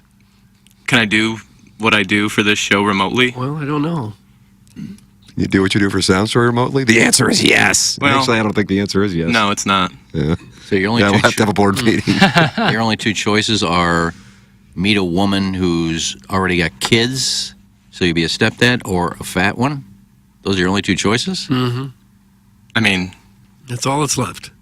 in St. Louis. There's got to be more choices than that. No, I wouldn't mind. It doesn't matter how big she is. She's got a great personality. She's a sweetheart. Oh my God, look at this. But Look at this guy. I wouldn't want a kid with it. With it. Boy, it was so endearing, and then it was called It. Being a stepdad could be great. You don't like kids? I love kids. I love my nieces and nephews, but I can play with them and give them back. I don't have to be with them all day when they start crying and pooping and screaming. Sometimes as an adult, it's your calling to show kids how to reach adulthood and be happy as well. Yeah, but that's not my calling. No, well, it could be. If you're it a was, I would have stepdad. kids. I don't have kids. I have a ton of nieces and nephews, over 20 of them. Don't shut the door on being a stepdad. I love Clip that off. I love playing with them, hanging out. I had a catch with my nephew a few weeks ago. We had a. How about that? Had a Don't catch. say have a catch. Say play catch. That's the first time I'd thrown a ball since I played catch with Raby for my 52-mile-an-hour fastball. Topped out at 52. They had some late breaking movement. I think Jackson still got the ball over there somewhere. Yep. Really an alarming situation from an image that was sent in. Hey, Libby, Jack, there's a dude hanging dong in the background of the final scene of Teen Wolf. Doug, you, of course, remember Michael J. Fox wins that film. I hope that's not a spoiler for people, for the Beavers.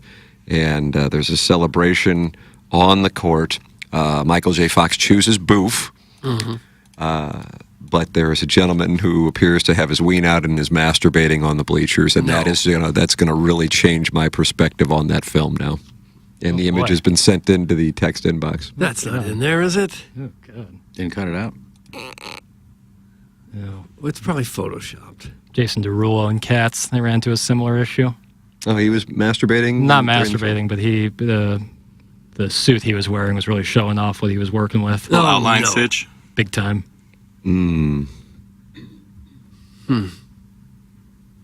Have fun tomorrow, KG. Hope you get your mouth spit in by the love of your life down in Tuscaloosa. Ooh, a Tigers win in some water sports. Hope that off. Oh, you're really into that. Yeah. Don't kink shame. It just seems bizarre to me. That's kink shaming You right want there. It someone just happened. spitting in your mouth. And I'm wrong for questioning? Chairman's withdrawing. He's going to Okay. focus on his sound story with Debbie Monterey today. 10:30, 11:30? 11 o'clock. 11 o'clock. All right. But yeah, Doug, to answer your question, yes, I'd love that. I've never Southern heard girl. of that. Never heard of that before. Robin feeding. If you wouldn't have left the end of the year party last year so early, you could have witnessed it. Oh, you didn't see it last I year? have- no. When he had the No. Cam Newton hat on? No, that was hot. I didn't see it. It's an image I'll never forget. You saw it. Yeah, I had a soft cow. I was 3 feet away from it, maybe less. And who spit in his mouth? Yeah, who did spit in your mouth? I never caught her name. Was she an employee or was she just a lass? I think she was just Jane Citizen. Jane Citizen. Was it that trucker gal from down Rollaway? No, this was not Rhonda. Did you catch anything else? I've never got tested, but nothing's flared up. Okay. I still think about that moment. Really? Some people like things. Right. There you go. People don't like other There it things. is. Supine on the bar. Just He a was woman- supine? Yeah. Legs Supination. akimbo? I'm working on I supination think my right legs now. were a Doug, little with my akimbo. extension. Good extension. Not scooping the balls much with the supination. Don't the bar owners get upset if you lie supine on their bar? It wasn't like the bar where they were serving drinks. It was like if you were just hanging out, there was like a little bar top, but it wasn't where they would hand you the drinks. Oh, I see. I think our friend that is associated with Hot Shots was probably on board with it. Okay. Yeah, they had to think it was hot. He promoted it. It was hot. Maybe we can do that at this. Maybe we can make that a yearly thing at the end of the year party. Spit in Kurt's mouth. How much needs to be spit into your pie hole? Yeah, to get you hard. Not a ton.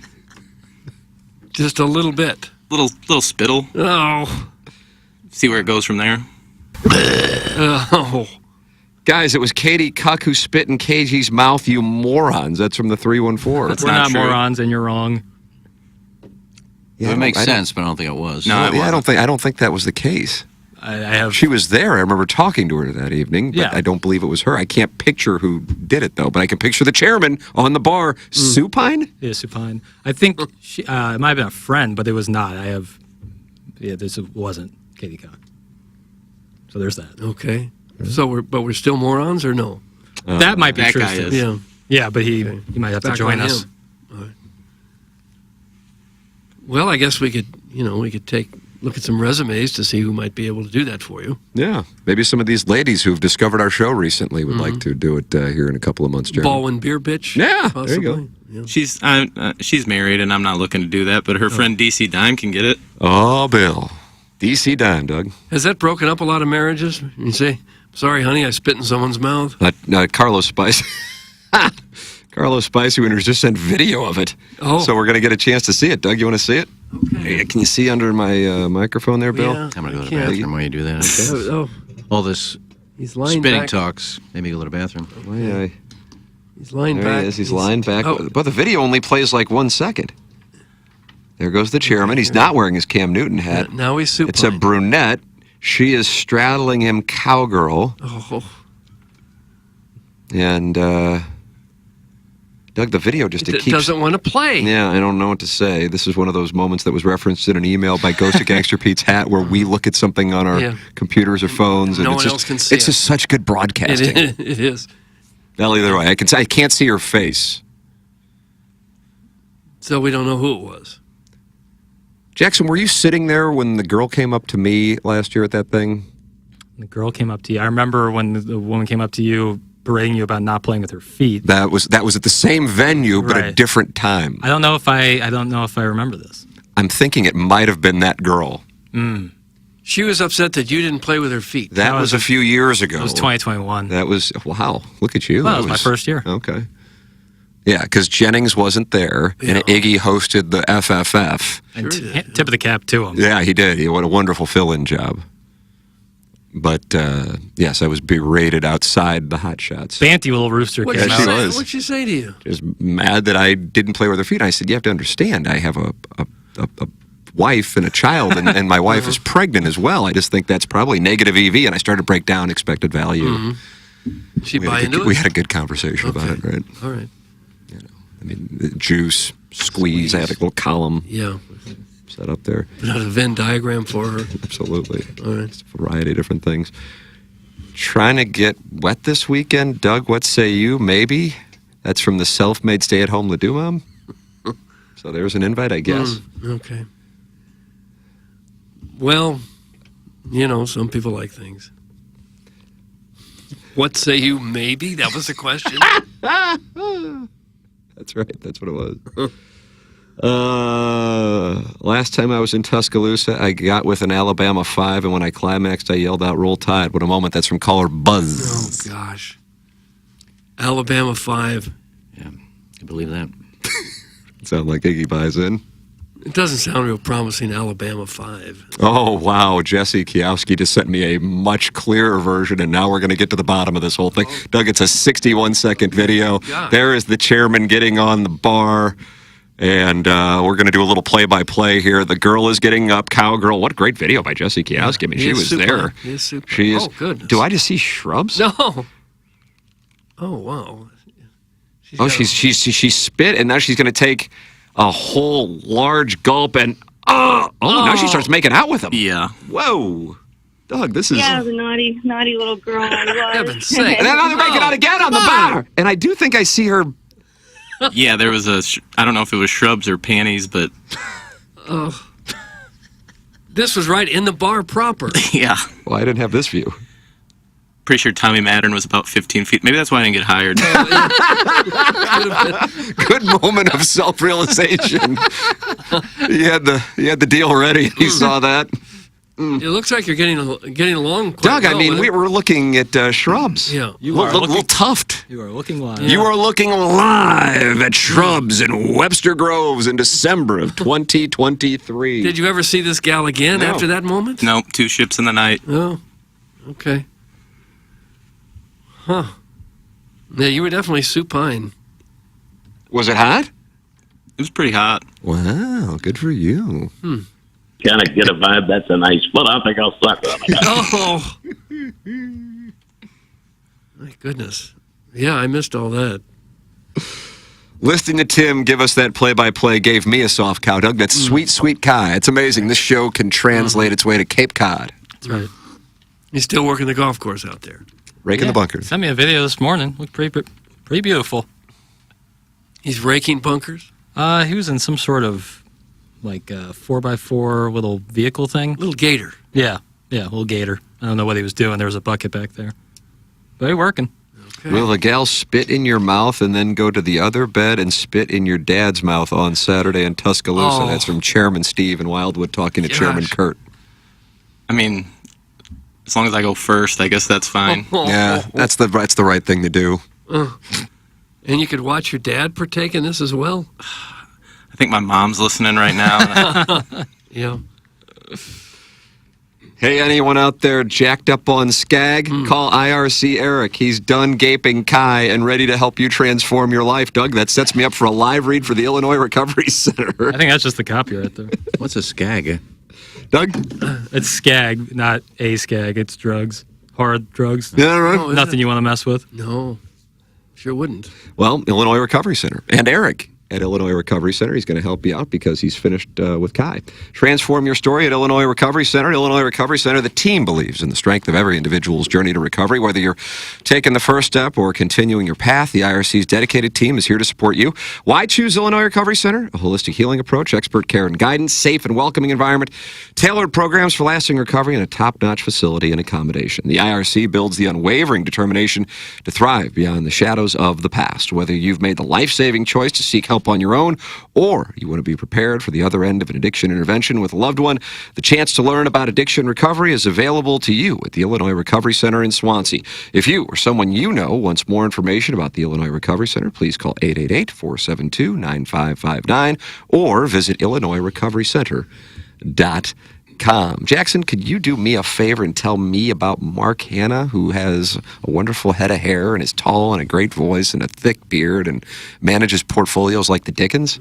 All of the above, Tim. I mean, he's just outstanding. I love working with Mark Hanna. I love getting on the phone with Mark Hanna, every 6 months, maybe even a year. But if I run into any issues or things in my life change, I know I can get in touch with Mark Hanna. We can have a discussion, and I'm going to feel better getting off the phone than when I got on the phone. And if you're out there right now with no real help, you're just kind of going through life, or you may have a buddies, you don't really have a plan, you're just kind of that bad idea. A good idea is calling Mark Hanna, and you're going to just feel, I'm telling you, you're going to feel better about your situation. Yeah, it's amazing how he does it. It's really nice to have someone like Mark Hanna in your corner that you can call. It's really like a peace of mind thing, knowing that you can call Mark Hanna. He can help you out with your financial situation, whether it's saving up for retirement, maybe a child's college fund, or anything in between. Mark Hanna can help you out. I love working with Mark Hanna. Call Mark Hanna today. 314-889-0503 or go online at evergreenstl.com. That's Mark Hanna. Evergreen Wealth Strategies. All right, we will close out the Munganess St. Louis Acura, Munganess Burkhardt Alton Toyota, 7 o'clock hour. Take a commercial break, come back with our Fisher Window and Door Store, 8 o'clock hour. You were listening to The Morning After. It's presented to you by Brown & Crouppen.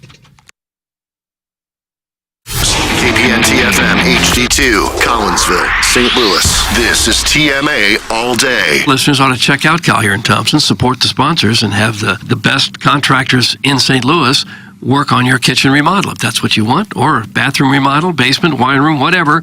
Collier & Thompson does it all, and these are people that you can trust. They have an A-plus rating with the Better Business Bureau. That's not always that common for people in this line of work. They won a Torch Award for Ethics from the Better Business Bureau. Collier & Thompson on Manchester and Baldwin, next to Uncle Bill's Pancake House. Collier & Thompson, come home to quality. Online at collierandthompson.com. Craving a fiesta for your taste buds? Welcome to Rosalita's Cantina, your ultimate Tex-Mex getaway. Indulge in their mouth-watering tacos, queso-smothered burritos, and the best chips and salsa imaginable. Dine in on their beautiful patio, majestic bar, elegant dining hall, or grab it to go. And don't forget to check out their location at Enterprise Center. No game or concert is complete without nachos and a margarita. Rosalita's Cantina, where the sunshine never ends. Learn more at rosalitascantina.com.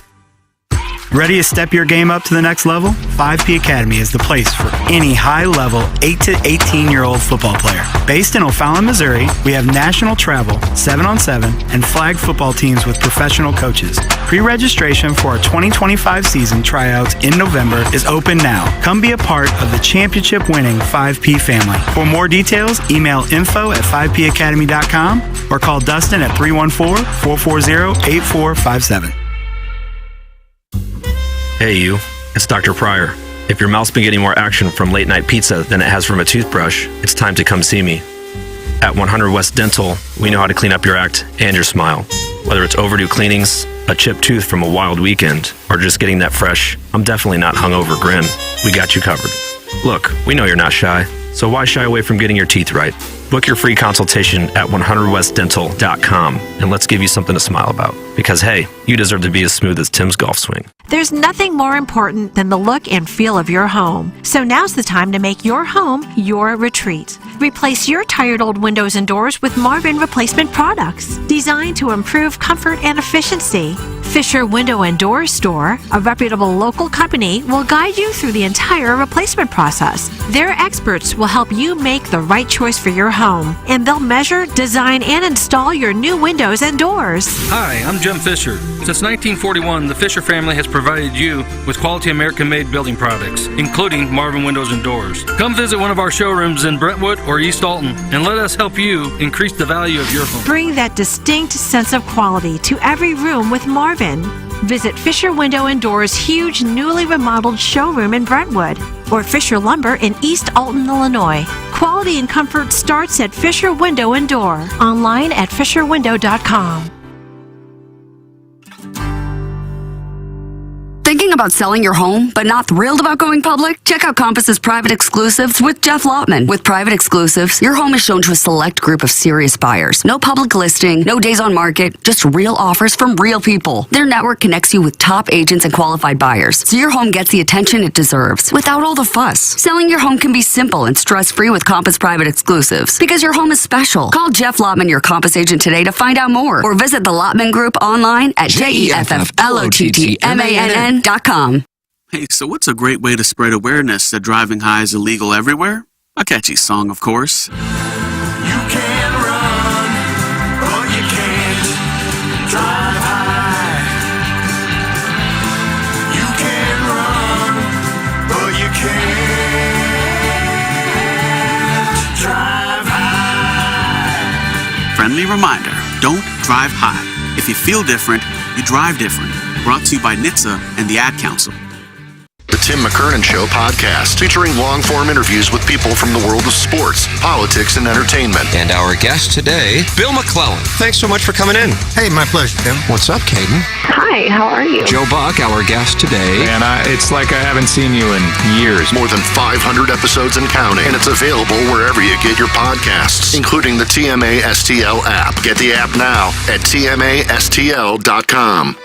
Want to take on some legends of TMA? Sound the same to someone who gives a damn about the best fans in baseball. Tired of it. The show's so great. Will there be a little speaker system out behind the dumpster, so in case you're servicing me, I'll be able to hear my name? Then nominate yourself to be this month's TMA Listener of the Month. And if you win, you'll get recognition and other stuff. Sometimes all you have to do to win the prize is be a female. All it takes is one fake girl to just throw this show completely off course. Give us your name, a photo, and other pertinent information at TMASTL.com. The TMA Listener of the Month Club, quenched by Milagro Tequila. Welcome to a brighter side of tequila with Milagro. Find out more at TMASTL.com. And as moist as a freshly baked Betty Crocker cake? It's the Brown and Crouppen Morning After. KPN-TFM, HD2. Collinsville, St. Louis. Yeah. Tiger roll out, spreading crimson pride. Smashing Bama dreams, see him try to hide. MICCOU spells doom. Doug Vaughn on the couch, witness the boom. Brady cooking. Alabama falling, tiger claws in deep. Stadium erupting, ain't no room to sleep. Stand up, MICCOU crew. Bama's on the ropes, don't know what to do. Boys shake the field, Tigers set the tone. Cruisers crashing down, victories are thrown. Missouri pride strong, breaking Bama's back. Crimson Tide sweating, feel the heart attack. Fans going crazy, black and gold rain. Tigers devour like hunger unchained. MICCOU, victory tastes sweet. Watching Goliath fall, standing on our feet. Doug yelling replay, hoping for a save. But this Tiger onslaught sending Bama to the grave. Fire in the rise, Cooks got the game plan. Pass to Luther, can't catch their man. Alabama stumbling, feel the ground shake. Mizzou taking over, claim what's at stake.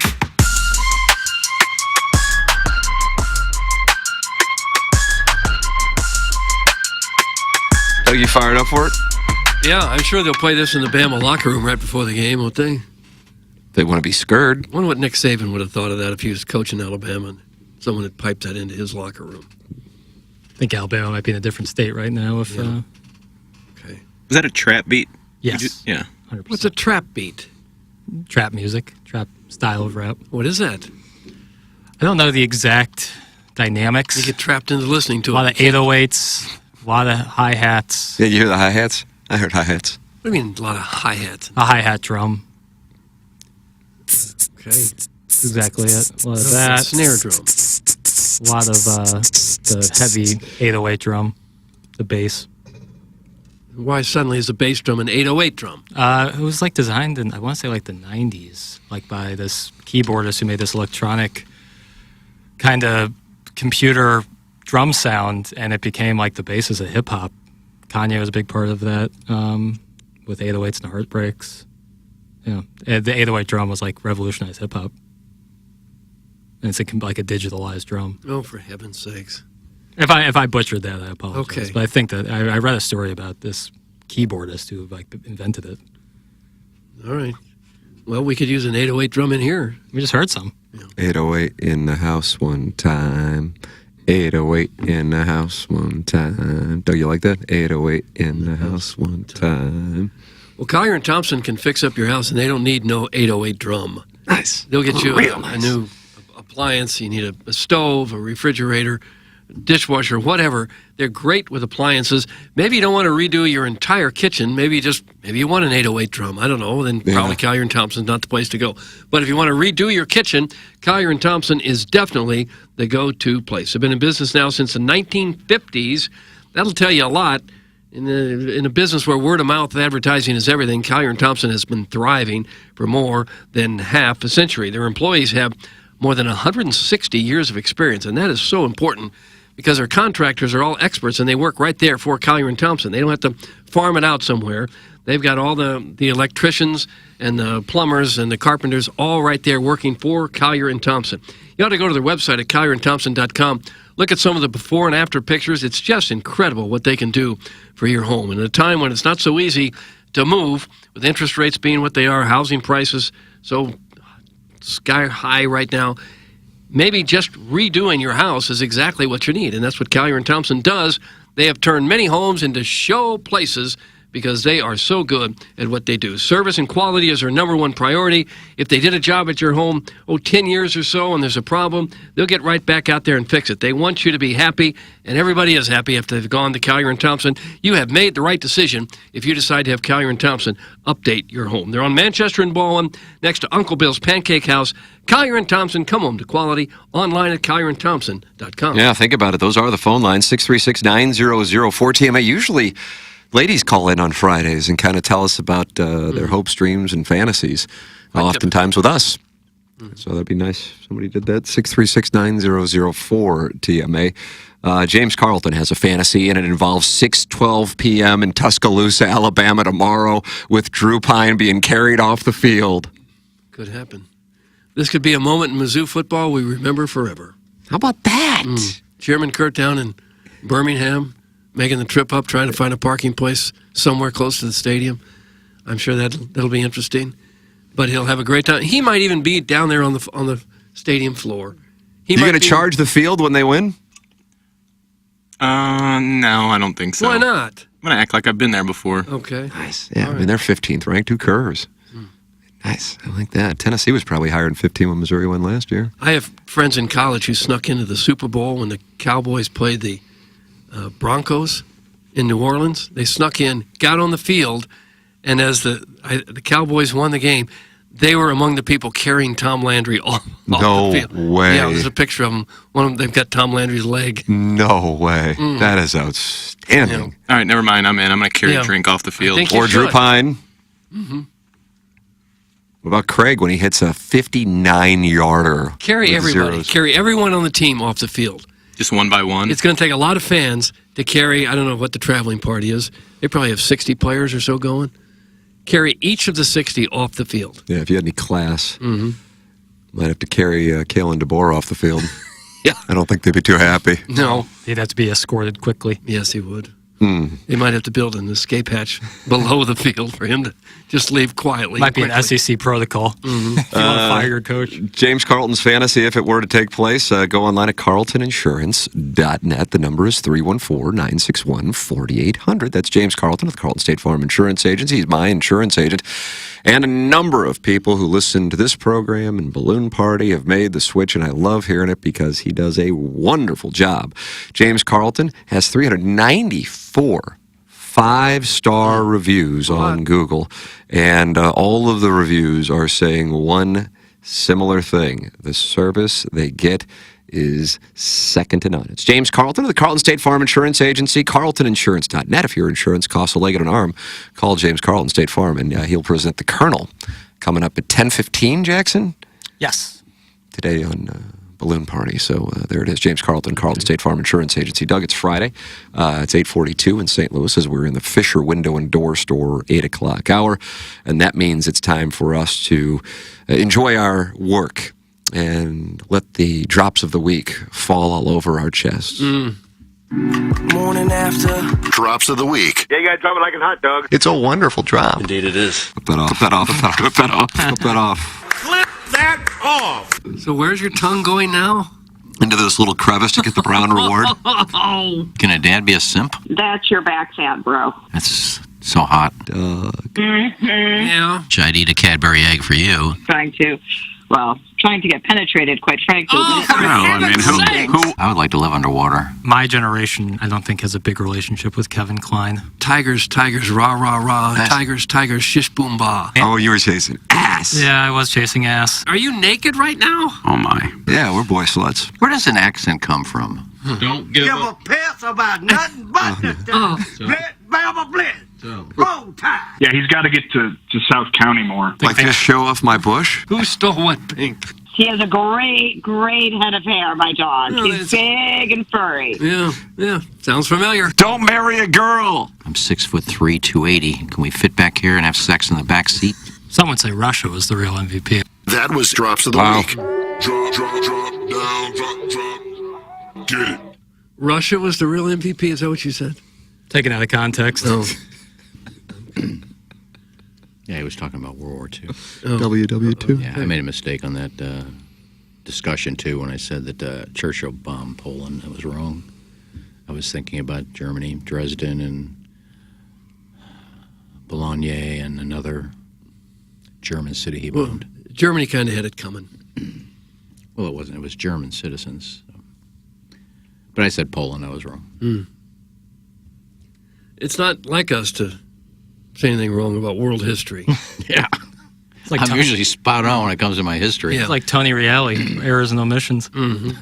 Yeah, you should do it at the end of the show, Jackson. Errors and omissions. Yeah, I don't mind that. I have to keep mistakes made get a long today. tab. Yeah, maybe KG can do it back there. Mistakes we've made. Your time is up, my time is now. You can't see me, my time is now. It's the franchise, boy, I'm shining now. Stingray. Now that I like. I like it when he raps. When Stingray gets... Because I can understand the words and everything. It's hard to understand the words in a lot of rap songs. Why do you hate Young Thug? Yeah, why do you? I don't necessarily hate anyone because of it. I'm just saying I can't understand what they're saying. In some cases, I would say that's fair. The aforementioned Young Thug song, some of those are impossible to know what he's saying. Yeah. But he's a hell of a linguist. He is a linguist. Yeah. Free Jeff. Okay. Well. I didn't notice all. Is it called auto-tunes? Auto-tune, yeah. That voice they make? That's like a computer program, essentially. Yeah, that's, most of these non-talented ones do that. Like, God, who's that? Gaga? Guy? No, that guy in Miami, friend of Kai's. Doug, who's the guy in Miami? 94 Fatso? 94 Fatso. Oh. Yeah. God, he's good. That's all it is just he talks and then the voice box makes the voice sound like they all do. Yeah. Supposedly his new single's got like 1 million views on YouTube. Oh my. Have you watched it yet, Doug? I haven't. I saw part of it. Platforms. 94 Fatso. Bizarre. Mm-hmm. Well, some of this AI is getting to be so good, we may not need real life performers. It's kind of future. part of the Actors and Writers Guild strikes. You think it's going to hurt the adult community? That's an interesting question. Do you think what's making a bigger impact right now, AI or like OnlyFans, where you're kind of cutting out the middleman in terms of? Well, I think AI will be considerably bigger than OnlyFans. I don't know. Because it's going to affect lots of businesses, not just pornography, but lots of businesses. But what's first? What's established pornography? Yeah, I mean, let's go to the top of the food chain. Breaking news for those wagering Harrison's brother Master is going to be even happier about his bet. The Missouri-Alabama line, I don't know what happened, but it just went up a full point from 17 to 18. We went to bet last night. It was 16.5. Then I went to 17. Now it's up to 18. It started the week at 13.5. So, oh my God, something's going on, Doug. Something's going on. For the record, Illinois and Oregon is holding steady. Illinois is receiving 21.5 at the Autzen Zoo. Maybe those books in Vegas know that Cook's not playing. Well, even if he Colonel does, thinks he's playing. Nate Noel's not playing, right? He's the best running back. Mookie Cooper officially is out. Yeah, more burn for Josh Manning though, who I really like Joshua Manning. Speedy Keese is playing, isn't he? Yes, I believe I saw that he is probable. So, although he has not been much of a factor so far this year, but he's a deep threat, and they haven't thrown it deep all that much. Man, Josh Manning went up the ladder, and you remember that catch from? Yeah, I mean, he's who a lot of the people in the know are really high on for the future. Yeah, I feel like Colonel was high on him going into the season. Same with like Kwan Lacey, the running back, who might also get some reps if with Nate Noel out. They're really high on him too. He's a freshman. You never know. I was putting my DraftKings team together last night for last night's game, and they had Nakua out. And guess what? I think he caught 100 yards worth of passes. He was announced in. At the game. Yeah, but like early in the day I saw he was it? announced. Yeah, like at 4:30. Yeah.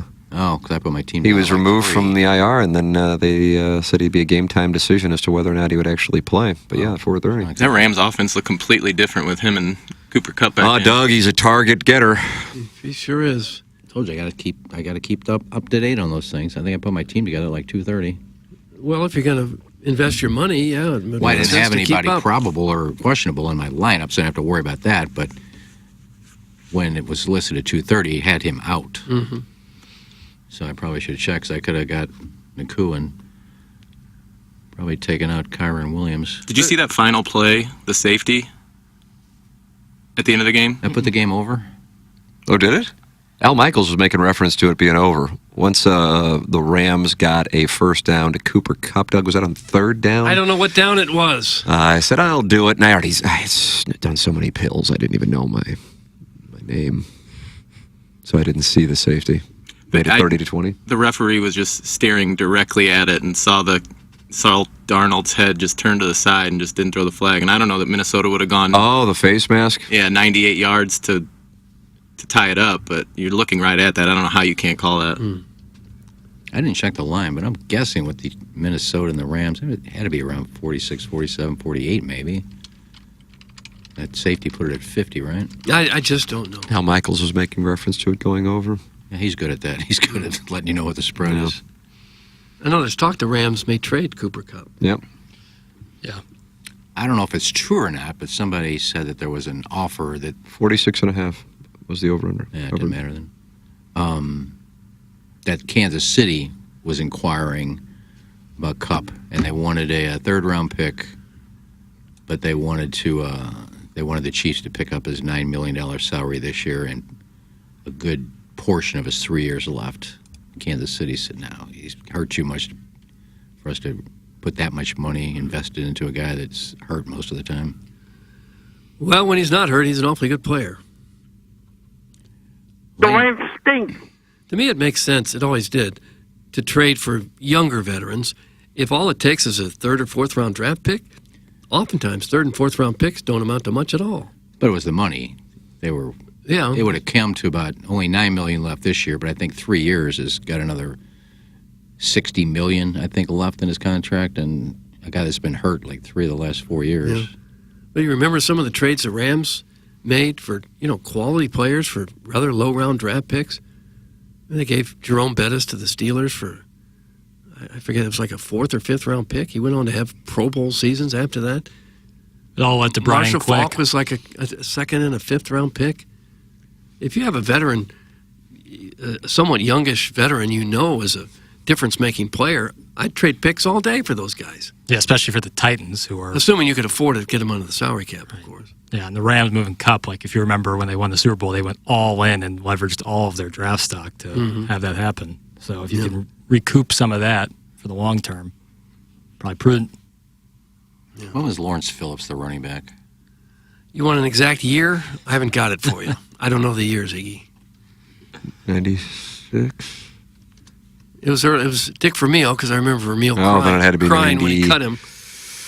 Pace was drafted in 97. Maybe Phillips was drafted in 96, but Vermeil cut him? That's where I'm going to go. 96. Probably. Yeah. And Wistrom in 98, Torrey Holt 99. That's where I am. Do with it what you want. I don't... They started drafting high-quality individuals instead of knuckleheads with good stats. Makes a difference. Orlando Pace, 97. You see the kind of different person Torrey Holt was from Lawrence Phillips, and it's no wonder one went on to become a superstar and the other faded out quickly. You can't have a team full of knuckleheads. Wistrom in 98. I'm having a huge show. Yeah. How excited are you by my show? I'm really thrilled about it, Tim. Doug, Charles Barkley last night on TNT said that they're going to leave no matter what time the West Coast games end at 1 a.m. Yes, 12:29. Oh, we out of here by 1. 12:29 it is. We're walking out of here 1 o'clock. And if you don't walk with me, I got you, brother. Okay, there. I got 1 o'clock. What are they gonna do? What are they gonna do? Fire us? There you go. You get close to it. Closer and You get closer closer to that door. You're going to just unwittingly just cross that line. It's already. What do you mean unwittingly? We've been crossing it all summer. And you know they don't want you to cross the line when they throw the highlights up before you even call for them. Here we go, San Antonio and Dallas. There it is. Okay. Barkley spent the whole offseason trashing TNT and comes back for the final season. Claiming he's going to leave before the shift is over. Yeah, he's often complained about that, about the West Coast games taking till 2 in the morning sometimes. I could see with how highlights that would be after the fact. uncomfortable. Yeah. When you don't really need the job anyway. Definitely don't. You know, it's as of right now, they won't be back doing it next year. So you might get full Barkley this year. Yeah. And we've already had full Barkley for some time now. How much of the country you think is still awake for these 2 a.m. breakdowns of NBA West Coast games? People on the West Coast, that's about it. I mean, if you have like a job and you're up at 2 in the morning. Even then, even midnight, it's still late for them. Yeah. They have guests on that show? I don't know if it Sometimes. was an old clip, but I saw Denzel Washington on there. Yeah, they have people come in for like special segments and stuff. And then sometimes they have different fill-in folks. But yeah, Denzel, Michael B. Jordan's been in there before. He was on The Wire. He was on The Wire. Okay. Not Wallace. the real Michael Jordan. He hadn't been in. Michael B. Jordan. I understand, but the real Michael Jordan hasn't been in there. Sophie B. Hawkins. The basketball player? Yes. Yeah. His Royal Highness. Yeah. I don't know. I don't believe so. He really doesn't appear much on TV anywhere, does he? He owns a NASCAR team. I think he sold all his interest in the Hornets. Brutal owner. Like, was not a good owner of the Hornets by any means. / Bobcats. Well. Unbelievable. He made money, obviously. He made a lot more money than he put in, but the Hornets / And you're Bobcats. going after 23 right here. They've been the basement of the league for some time now. But yeah, I mean, I think he just likes playing 36 holes of golf every day. Yeah. Smoking stogies and hanging out. But he doesn't really make the talk show circuit, or doesn't make commercials, or he doesn't want a very high profile. He said he did The Last Dance so he could stop talking about it and not be asked about it again. Yeah. Respect, honestly. That was the biggest thing in sports going during the pandemic. I'm telling you. Sports Center was breaking it down Everyone afterwards. Yeah, that's right. And bad beat segments after that. That was nuts. Well, I guess it's not that uncommon for the superstars at that level to have had enough of the idol worship. Hosannas laid at their feet. But then you see Brady doing the He still seems to want broadcast it. thing. I mean, Gretzky does some of the panel stuff. Gretzky's pretty low key though, for the most part. Yeah, much more so than Brady, who's yeah. literally calling games. I just like to stay busy and stay connected to the sport. That's why probably Jordan bought part of the Charlotte so he could stay connected to the game. But you get to a certain point that I've had let's just play golf and enjoy myself. I don't care. Yeah. Brady's a little younger than those guys too. He's like middle 40s now, isn't he, Brady? Yeah. Those guys would be upper 50s at least. Jordan's 60. in his 60s. Yeah. And I don't care how much money you got. If somebody offers you $30 million to do what, 15 football games, well, you're going to do it. Probably so. Someone like Jordan, though, is like a billionaire status where there might actually not be some money that you could throw at him where he would actually want to do something. Yeah, probably not. Because just in the stock market, I'm sure he's making millions of dollars a year. I don't think he has it under his mattress. No. That'd be the smart thing to do. Yeah. Put it in the mattress. Correct. Proper. People actually used to do that. I guess that was after the Depression? stock market collapse in 29. They said, I'm not putting my money in the bank anymore. Your money's not here. It's at Bill's house. Yeah. Fred's Over at house. Bill's. Here goes Libby Jack trying to wedge his 2 seconds NBA into the show. Turn that off and power wash my tradesman's entrance with your sweet boy tongue. It's from the self-made stay-at-home Laduma. Tradesman's entrance? It's funny, I always get called, Libby Jack, soft Gen Z, triggered, but nothing, and I mean nothing, gets the Hoosier United more triggered than talking about hardwood basketball. And you don't really have a lot of interest in his tradesman's entrance? Is that like the loading dock of the body? I guess it is. Unloading. Doug is a girl. It's not a guy. Right. Self-made stay-at-home Laduma. Button-weaned husband. Yeah, she's in the midst of that fourth divorce that she's trying to navigate. Wants to be able to keep the monogramming business, and I think her counsel's saying it should be separate property. Her husband's saying it's a marital asset. It is. They're going back and forth on that because that monogramming business is killing it. Mm-hmm. People like to have, baby clothes monogram, things like that now. Used to be kind of a big deal. You don't see a whole lot of monogramming anymore. You do now at this self-made self-made stay-at-home. We'll do high school. Trying to resurrect it. If it could be monogrammed, it was monogrammed. I really don't like the term tradesman's entrance. Going to be hard to get past that. Is Juan from PP Corp on hold, Chairman? Correct. Because he keeps texting in, hello. I saw that. I don't know what's going on. Juan from PP Corp is on the Callier and Thompson phone lines. Good morning, Juan. What's going on, guys? Morning, Juan. What's the word? Nothing. I'm getting married tomorrow, so I just figured I'd call in and start the celebration a little early. Oh, nice, Doug. Why don't you give him some counsel? Man who's been married, what have you been married, 30, 40 years? Well, he's got 70 years. He's got that OnlyFans money coming in. So. Yeah, that is true. Yeah, Tiffany Smooth. Will Tiffany Smooth be at the wedding? What about Tiffany? Will she be at the wedding? She will be at the reception. She's actually got 2 weddings that day, so she's going to come and hit the dance floor. That's the life of an OnlyFans star. Okay, where are you getting married? St. Louis has lots of great places to get married, Doug. Thanks for asking. And which one did you choose? St. Louis is an amazing place to get married, and we love it here. And where's the reception? Orlando Gardens? I can't wait to get married here in St. Louis. Well, you called in and tell us about your wedding, and now you won't tell us about the wedding. I'm getting married in St. Louis. That's good enough, brother. And you think people by the thousands will storm your wedding if you tell us where it is? No, but probably by the 5s, and I don't want that 5 or so coming. For heaven's sakes. Recovering alcoholic wants to know if I have prima nocta and what time I'm taking my ride. So it sounds like he wants to be present. Doug, I guess that is something that has been established by the 16th Ward of St. Louis City, that I have prima nocta, which caused a problem in Braveheart, didn't it? Olive and Oak, we'll figure it out. Okay, good. That'll be fun. All right. Hope Missouri wins, otherwise I can't get hard.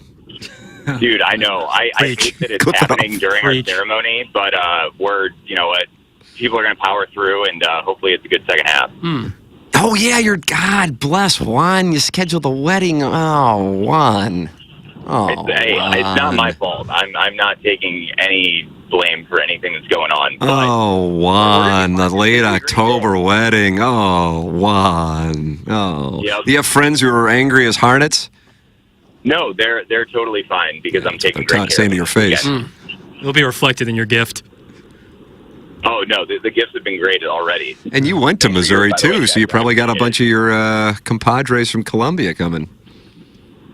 Columbia, yeah, pretty much all over. We started the party last night with a great rehearsal dinner and kind of in bonus land right now, and we're gonna keep it moving at Annbriar. Oh, ball striking. Yes, sir. 20 minutes out right now. Will there be a honeymoon, or is she not much interested in that? There is going to be a honeymoon. We have to get to Lambert at like 3 a.m. on Monday, so we're going to have a great time. Huh. Where are you going? Antigua. I'll at least say that one because I don't think many people can get in. Oh, wow. An assumption the audience doesn't have any disposable income. Unbelievable. Down on us Mr. Lick's just perked up. His thumbs are warm. Yep. Life's good. All right. Well, don't give up your so tradesman's I will say, I apologize. I was going to have my associate Sean from PP Corp join me because he's got a great threesome story that I heard in Mexico. He actually called in once to tell it, but he does not have time before this tea time to do so. So I will make sure that he calls in at a later date, and that is my gift to you on my wedding weekend. That's wonderful. This is like Don Corleone seeing people to give gifts. Is it the more popular or the less popular? The less popular. Oh, Don, that's the good one. Yeah, he was double sucked. We'll say that. You can't say that. I just did. Gosh. I don't understand. Double sucked? Is that what he said? I don't know. So like the one was wearing a strappy and she was wearing, she's suckling upon that? Really? That's what it is? She was suckling the strappy? Oh. No. He was getting double sucked. You can't say that. Like Michael Cera, and This Is the End. Like there was some butt play too. Oh, two on him. Two on him. Oh, okay. Oh, yeah. God bless. Oh. Yep. It's great to hear. Tip of the cap to Sean from PP Corp. Because I didn't want the feedback, so I can't hear that well, but I'm doing my best. Okay, sorry to bother you with this. We called him? Thanks for calling him, Joe. No, I definitely called you. First time ever. All right. Yeah, usually we call our callers. Well, congratulations, Juan, and God bless you and your betrothed. I appreciate that. You guys have a great rest of your day. You too. Happy wedding weekend. That's Juan from PP Corp. Really a controversial scheduling, though, and I assure you that many of his guests are furious about it. Well, what if it's like 28-0 after the first quarter? Here's They the won't deal. care. Let me tell you about this. Matter of fact, my wife's parents, Doug, was their anniversary yesterday or 2 days ago. I don't know, Tim. It was 2 days ago. And we were looking at getting married on that date in 2011. And I know I've told the story before, but humor me. And in the thought process, well, if the Cardinals are in the World Series, Missouri being in the mix for anything really didn't strike us. And probably wouldn't invite anybody from the Metro East anyway. So we weren't thinking ILL. And then Adam Wainwright announces a mere feet from our picnic table at spring training that he is done for the year. He's going to have to get Tommy John surgery. And I texted my wife. I said, hey, if you want to, you can still get married now on October 23rd. Oh, yeah. Because Cardinals aren't No going chance anywhere. now, yeah. Well, guess what would have happened? You'd have missed Game 6. The night Albert Pujols hit 3 home runs in Arlington. Yeah. We would have been the enemy of our guests. Mm-hmm. Juan from PP Corp, that schedule was out. And I guess he wasn't very bullish on the Cardinals after the acquisition of Lance Lynn and Kyle Gibson because he still went ahead scheduled, much less the Blues in L'Habitat tomorrow night. Mm-hmm.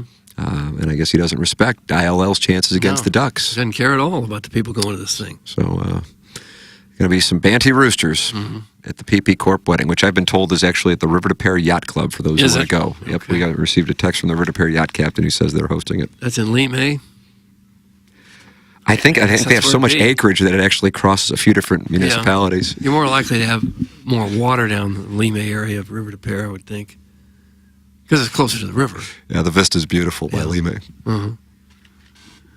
Well, congratulations to him. I think one of the rabid dogs from Heine Miney is carrying in the ring. Probably so. He does bring up an interesting point. Like, if you have 2 weddings same day, like, how do you decide? And, like, let's say they're 2 similar friends, you know? Like, do you try going both, or do you just pick one and stick with it? You probably try to make an appearance at both. Maybe the wedding at one, the reception at the other. Yeah. That's what she's doing. Yeah. I don't know if there's, like, some sort of etiquette to that. She may be in the first. She may be in the first one, so she has to go to that. Well, yeah, if you're in the wedding, you're going. That's the one you're going to. Well, yeah.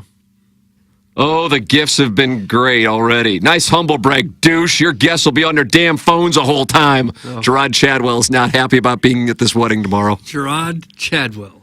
This is a major debate on social media, is scheduling weddings in the fall. Yeah. I'm out on it, personally. Yeah. It's still hard to get a wedding scheduled. My son's been going through it. They're still a year out in Is most that right? places. Yeah. COVID had everything backed up so bad. Have in the backyard. Yeah, in the barn off. Could do it in the that barn fescue, off. you got that fescue, though. They worry about rain. Yeah, I have friends in Chicago who it's apparently so backed up there. Like, it's crazy. Yeah. No death threats for Juan because this country needs more breeding from St. Louis University High School grads. That's from Shooter McGavin. He's U-High? I didn't think he was U-High. I wouldn't think he would be. No. I wouldn't think so. I thought he was, what do you say, Doug? Estovere? But that's the push. Is that Chaminade? At the U-High, they tell you to go out and multiply. Because you're wearing a white jacket, white sport coat to graduation, you're a little White better. tux. I thought that was a manual labor else. thing. White tux, yeah. Sport coat won't cut it? No. You don't see a lot of white sport coats. South Florida, baby. Don Johnson. Maybe, I used to have one. See? Okay. Well, you were James Bond, getting out of your Boston Whaler.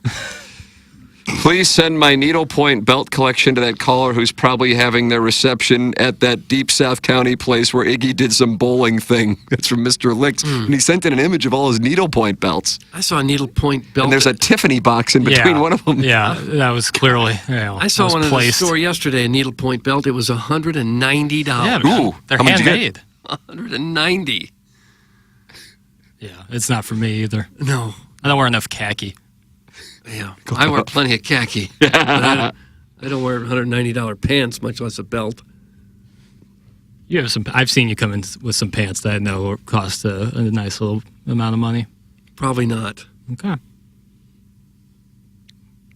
Lulu Doug. Lululemons you can get for like $100. Yeah, I consider that's a. They'd have to be on sale for me to get them. Fair. I did a fall wedding, but it was during the, quote, we go to bowls around here era, so nobody cared. Also, Estovere is indeed Red Devil proud. That's from Carlos Spicy Wiener. Got it. Yeah, I feel like if you do it early in the fall, like mid-September, you're maybe okay. But like right now through the end of November, I guess with Thanksgiving, it's really hard to do anything on the last week of November.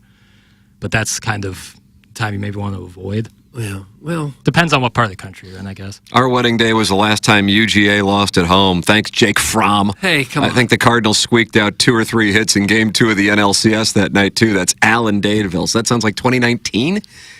I was at that game. guess. And that was Max Scherzer, and he wanted to shove it up their asses for not wanting to sign him 5 years earlier. Mm-hmm. Yeah, he was able to do it. Michael Taylor had a home run in that game? I don't remember, Tim. The wedding itself only lasts about an hour. The ceremony, yeah. Yeah, so maybe you don't worry so much about a college football game. Most of this Jewish wedding. Don't Jewish weddings take like 10 minutes?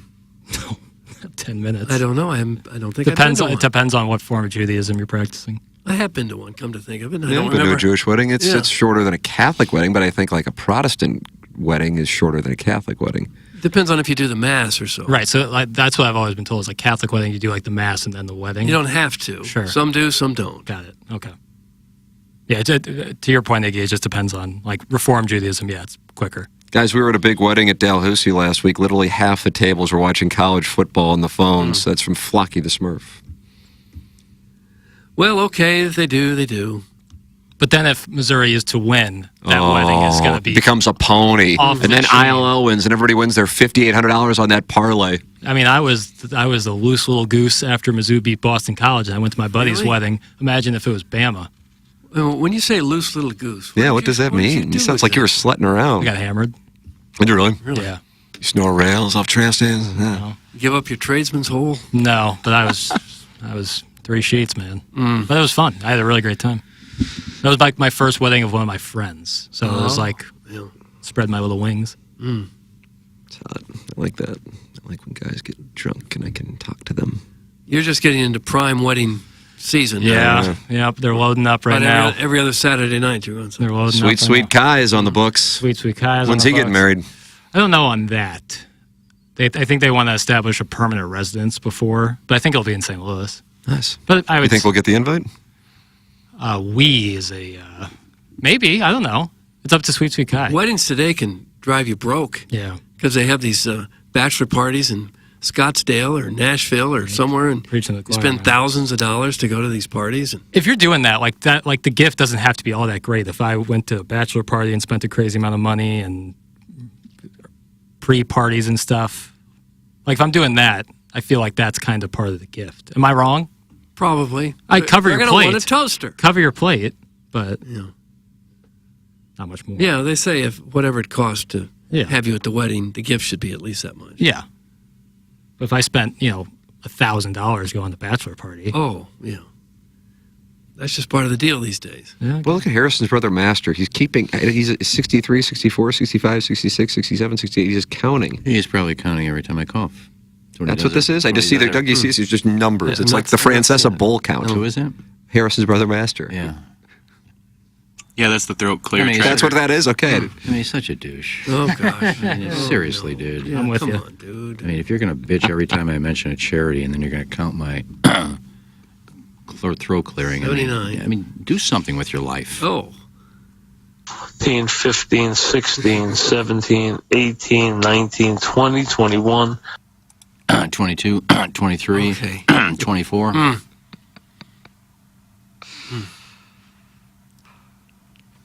Okay, well, they haven't... Well, Harrison's brother Master loves Alabama tomorrow, and he's got him at 13.5. The number has moved up to 18. Yeah, I guess they're really thinking that Brady's not going to play.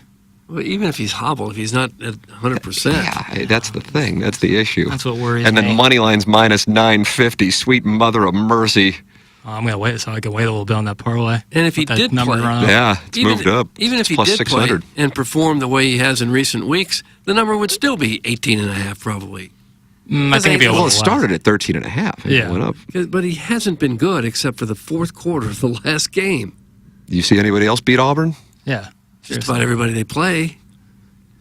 He's had really one solid, really good quarter. The only SEC team to beat Vandy. Think about that. For heaven's sakes. Does Vandy clip Texas tomorrow? They're getting 17. No, they don't. I saw 18. Oh, that's moved as well. Moved up to 18. I feel like Texas Yeah, it's at 18. after that loss might say, all right, Mr. Pavia and friends. Here's the thing about Texas, though. At the start of the season, you see a trip to Ann Arbor and you see Oklahoma on there. As the seasons progress, those wins don't look anything like they look back in mid-August on that schedule. Okay.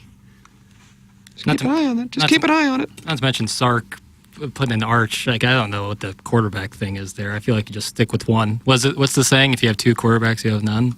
Yeah, that's the Like saying, Credo? yeah. Or you could be Mizzou and not really have any quarterback. No! Why do you hate Drew It'd be better Pine? to have one. This is if... You're going to be eating those words when Drew Pine's carried off the field by Chairman Kurt. I hope he is. Solo. Vandy owns Texas historically. I know, that is one of the strangest statistics in college football. What are they, like 17-2 against him? I got 8-3-1. Oh, okay. Really? Well, either way. I don't know Just where the hell still, that's Because I'm like, how in the hell they play each other that much? Right. Well, are those games going way back? Yeah. Must Okay. be. Vanderbilt was a way, powerhouse? I heard that on, I think it was the College Football Game Day podcast. I go, what in the hell? That's got to be wrong.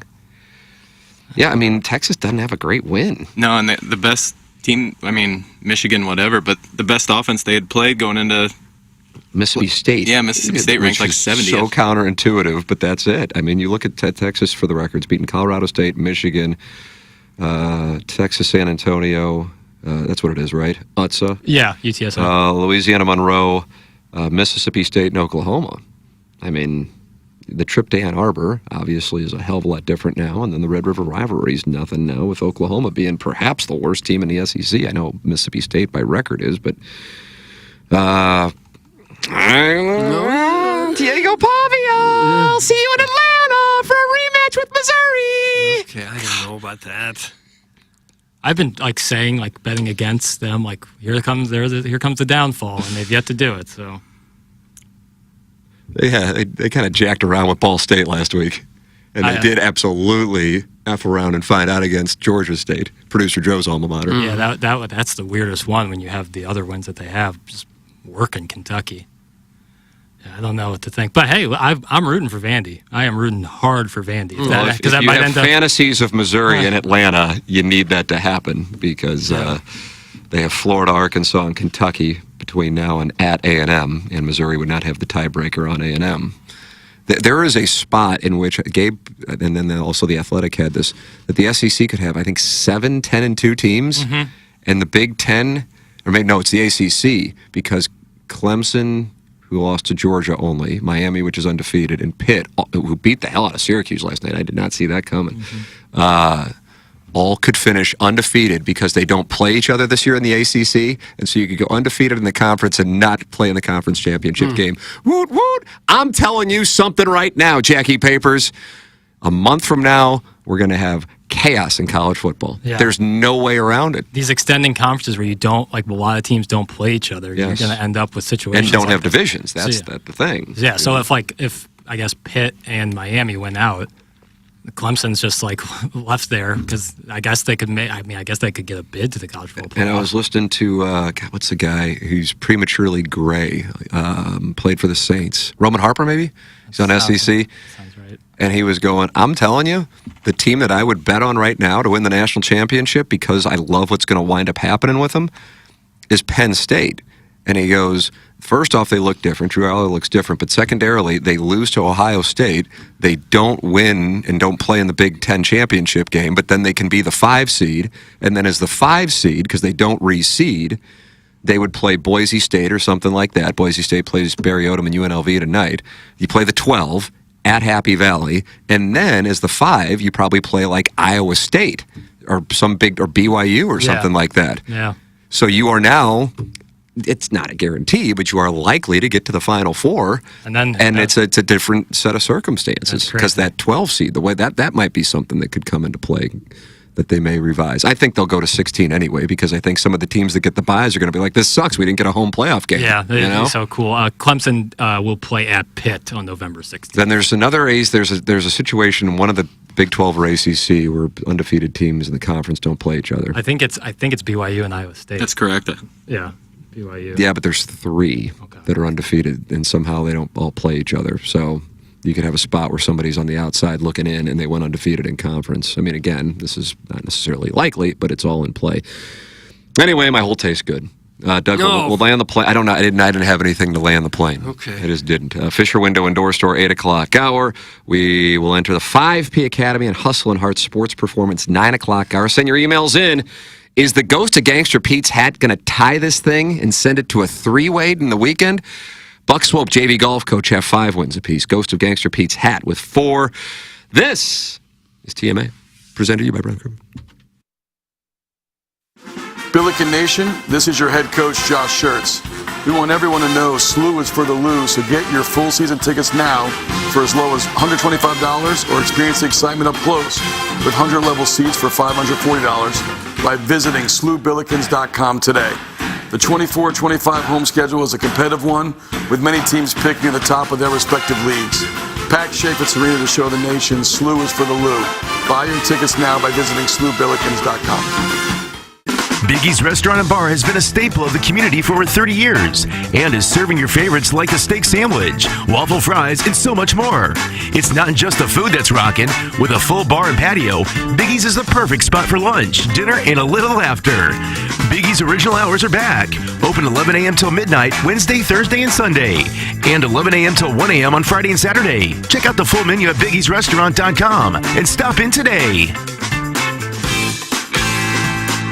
Hey, this is Tim McKernan. I regret not managing my finances better in my 20s and my 30s, and now I see how crucial it is for achieving major life goals. Mark Hanna with Evergreen Wealth Strategies helps everyday people every day with their finances, discussing cash flow, liquidity, investments, insurance, and tax-efficient strategies. No matter your financial planning stage, Mark will boost your confidence and keep you on track. Learn more at evergreenstl.com. Equitable Advisors, LLC, member FINRA, a broker-dealer and a SEC registered investment advisor. Equitable Financial Advisors and MI. Evergreen Wealth Strategies is not a registered investment advisor and does not provide tax advice. Thinking about selling your home, but not thrilled about going public? Check out Compass's Private Exclusives with Jeff Lotman. With Private Exclusives, your home is shown to a select group of serious buyers. No public listing, no days on market, just real offers from real people. Their network connects you with top agents and qualified buyers, so your home gets the attention it deserves without all the fuss. Selling your home can be simple and stress-free with Compass Private Exclusives because your home is special. Call Jeff Lotman, your Compass agent today to find out more, or visit the Lotman Group online at JEFFLOTTMANN.com. Hustle and Heart Sports Performance is the one-stop shop for St. Louis area football-specific and athletic training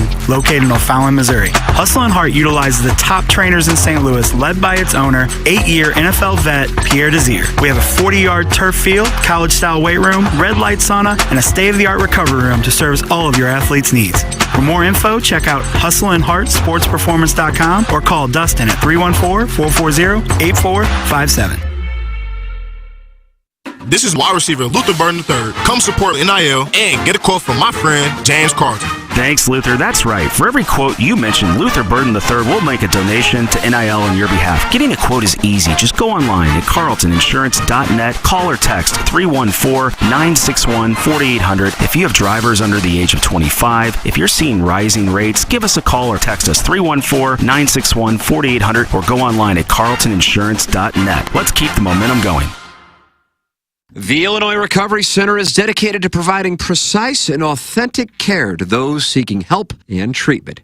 Recovery, it's not just a goal, it's a transformative journey. At Illinois Recovery Center, you'll find an unwavering commitment to provide the support, guidance, and personalized care you or your loved one needs to rediscover a life filled with purpose, strength, and lasting renewal. If you or someone you know wants more information about the Illinois Recovery Center, please call 888-472-9559 or visit IllinoisRecoveryCenter.com. Hey, if you like the morning after, check out Balloon Party on 101 ESPN. HD1, by the way. It's Sports Talk with Tim McKernan and Action Jackson from 10 a.m. to 11 a.m. each weekday, right after the morning after. It's the worst named show in the history of radio, but the content's pretty good, so check it out on 101 ESPN or get the podcast on the TMA app. TMA brings you the third annual TMA Trivia Night, Friday, November 15th at Tim's alma mater, St. Gabe's, starting at 7:30. All kinds of trivia, including sports, entertainment, St. Louis-centric, TMA round thrown in there too. All hosted by the guys from TMA. Get single tickets, tables of 8, or anything in between. Tickets are on sale now and cost $50 a person. Portions of the proceeds will go to St. Gabe's. Ticket includes food from Heavy Smoke Barbecue, plus beer, canned cocktails, and seltzers from Show Me Beverages while supplies last. Please drink responsibly and feel free to bring your own food and beverages too.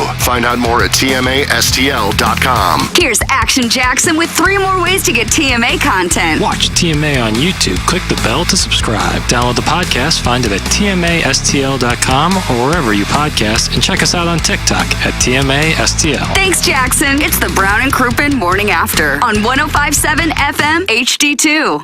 KPNT-FM HD2, Collinsville, St. Louis.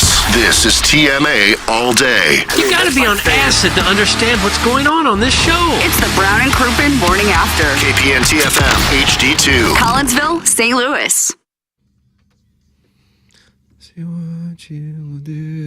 Welcome back to TMA. It's presented to you by Brown and Crouppen. Welcome to the 9 o'clock hour, which is presented to you by 5P Academy and Hustle and Heart Sports Performance. And you can get involved. Collier and Thompson phone line, 636-9004 TMA. Schaefer Door Company. Text inbox 314-881 TMA5. Email in for the Design, Air, Heating, and Cooling email today, the morning after at InsideSTL.com. Don't forget, TMA brings you the third annual TMA Trivia Night on Friday, November 15th at St. Gabriel's. St. Gabriel starting at 7:30 p.m. You can purchase single tickets or tables of 8 or anything in between. Tickets are on sale now and are $50 a person. Ticket will include food from Heavy Smoke Barbecue, plus beer, canned cocktails, and seltzers from Show Me Beverages while supplies last. You can get your tickets right now at TMASTL.com. It's the third annual TMA Trivia Night. Think about it. All right, I am thinking about it.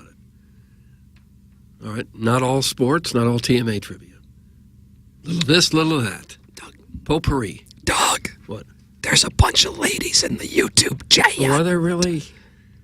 It's Harper, Smoked Brisket Babe, Rachel Wise, and Jessica Evans. Rachel Weisz, Daniel Craig's husband, actress. Daniel Craig has a husband, and his name's Rachel. Hot. Smoked brisket gal? Whoa. No, Smoked Brisket Babe. Babe. Different. Okay. Rachel Weisz, of course, in The Mummy. Of course. With Brendan Fraser. Not Brendan. It's Harper says that she took Iggy away for a little frisky Friday action in the bathroom, and that's where he is right now. Okay. Now That's he's hot. back. Okay. Now he's back. Iggy, it's Harper, who I guess called in last week.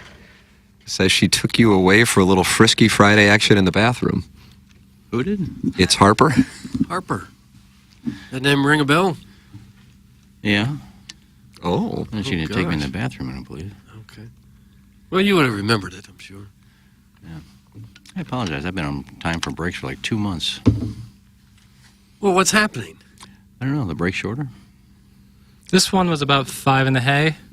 Yeah, I'm used to the 6.5 ones. I was in the Little Wizard's room, and I was shaking it so much I thought I started to pleasure myself. Oh, gosh. Love you, Doug. Big fan of your meat. That's from Smoked Brisket Babe. Okay. And she sent 4 heart emojis. That's no gal. Good morning, Good morning, boys. It's Harper.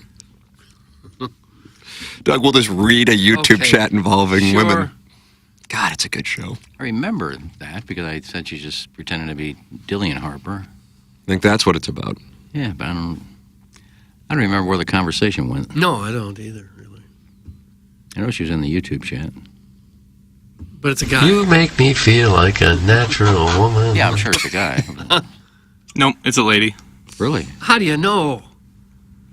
I've never been wrong about this before, Doug. I got to tell you, the chairman's right about that part right there. Okay. I just don't know how you'd know. I mean, we've been bamboozled so many times. You have. Think about that. Well, the Deus has as well.